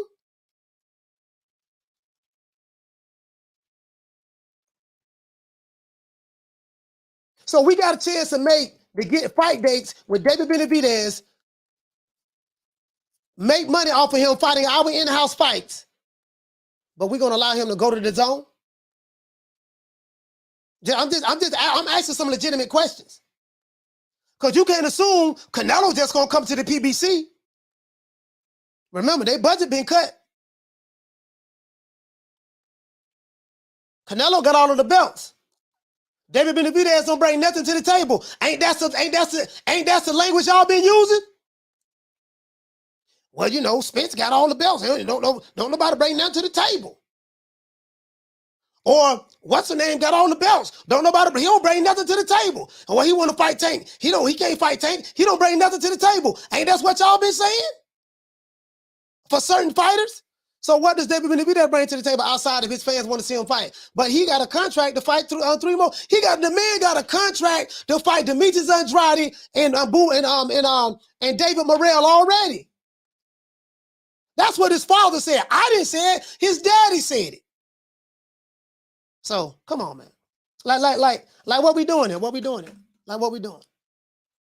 Anyways, man, let's give everybody a shout out who called the show today. Shout out to D-Block from Dallas 2 times. Hey, okay. Shout out to Troy from B-More. Hey, okay. Shout out to Raphael from Ohio. Hey, okay. Shout out to Hashirama from PG County. Shout out to Quentin from B-More. Shout out to Trap from Orlando. Shout out to Big Jerm from Texas. Shout out to Rick from Toronto.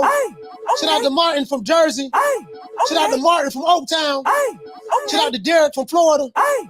Shout out to Jay from the Bay. Shout out to Fee from Duval County. Shout out to Pete. Shout out to T Skills from Jersey.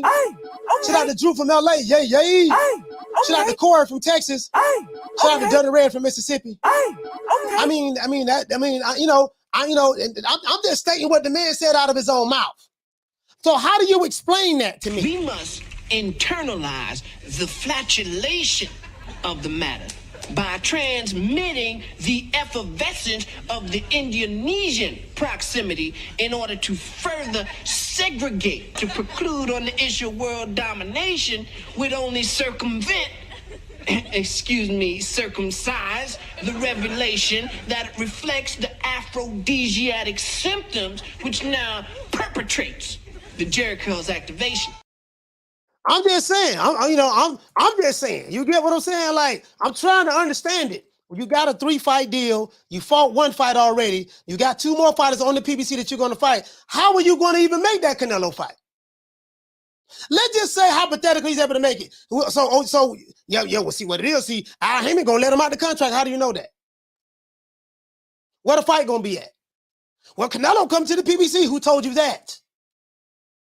Well, Al to let him go to the zone and fight over there on the zone. Who told you that?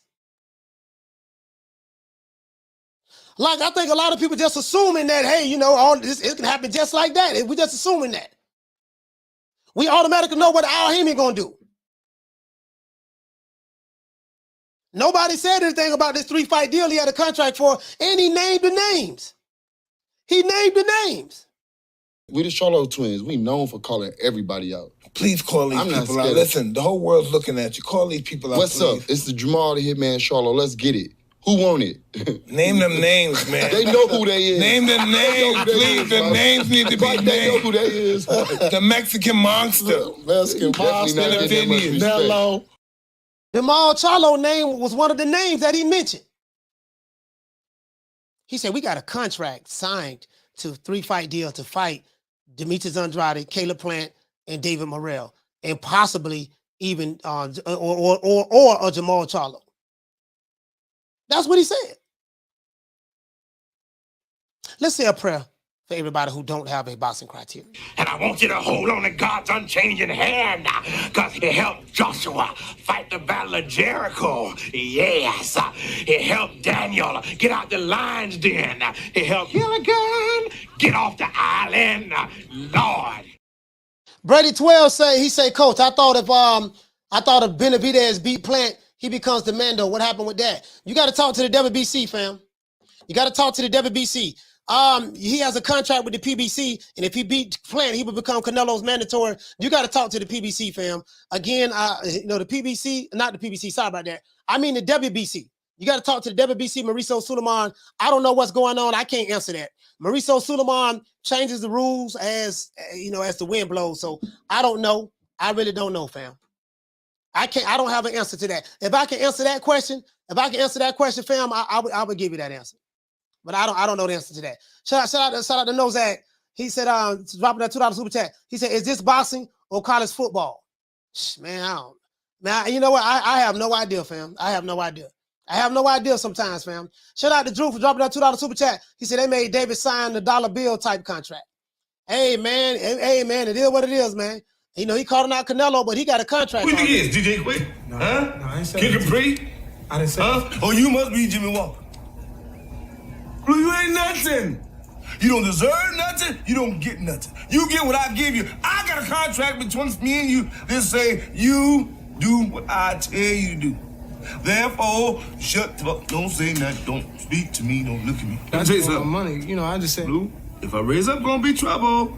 Trouble. I'm walking off.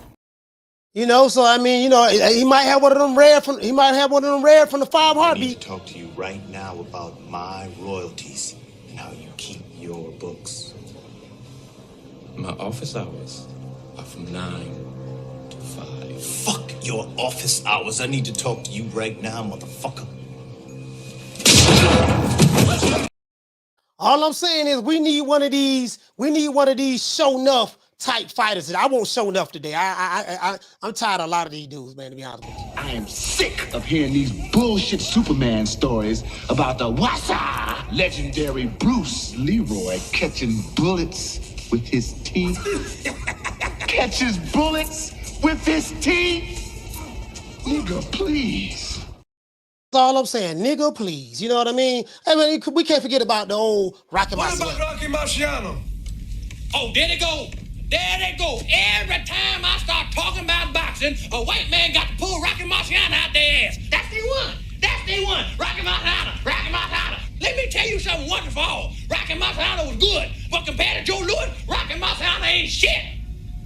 He beat Joe Louis's ass. All I'm saying, man, is when you ask me what's going on with the WBC and how it works, and if he beat Caleb Plant, he's supposed to be the mandatory, I ain't got no answer for that. I plead the fifth.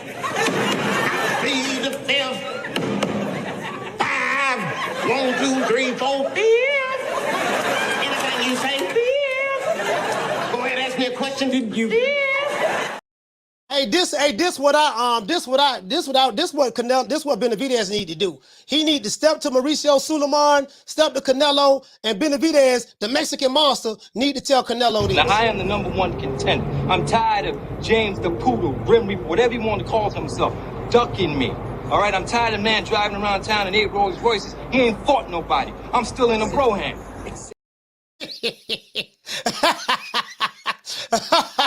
Hey, that's all I'm saying, man. I'm still in a broham. As a matter of fact, you know what I mean? This what Benavidez, as a matter of fact, not Benavidez, this what Canelo need to tell Benavidez. Because, you know, whenever that fight get made, Canelo need to tell Benavidez, you know, David and Jose Sr., this what he need to tell. Don't ever forget, when I found you, you was strung out on coke. When I found you, you was like a big house, contemplating about killing yourself. So don't you ever forget who brought you to big time boxing. I drugged you back. I brought you back. I provided food and put food on your table for your family to eat. And I'm doing it for the second time. So don't you ever forget that.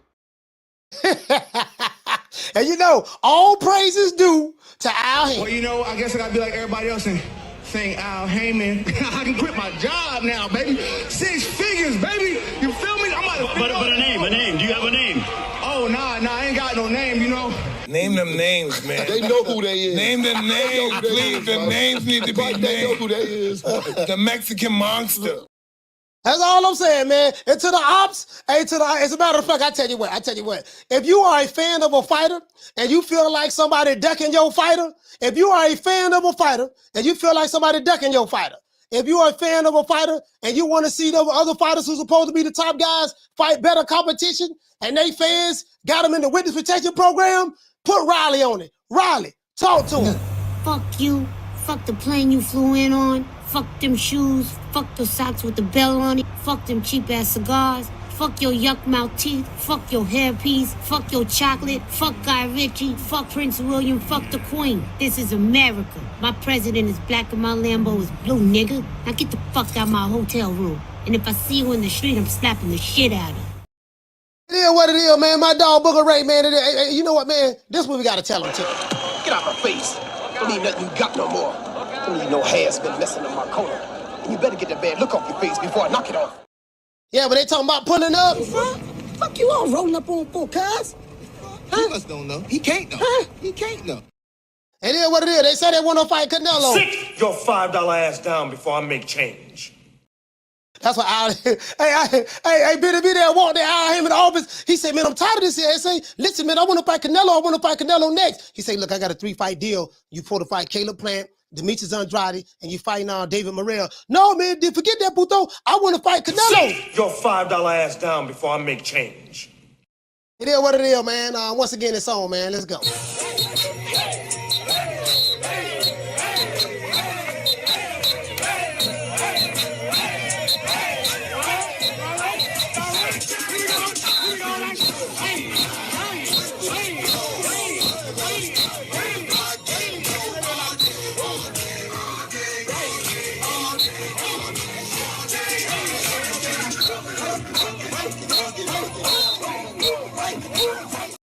Once again, this song is our boy Coach Malachi Williams signing out, man. True Media Today USA Boxing. Let me see you guys tomorrow, 3 o'clock Eastern Standard Time. You know my motto, don't meet me there, beat me there.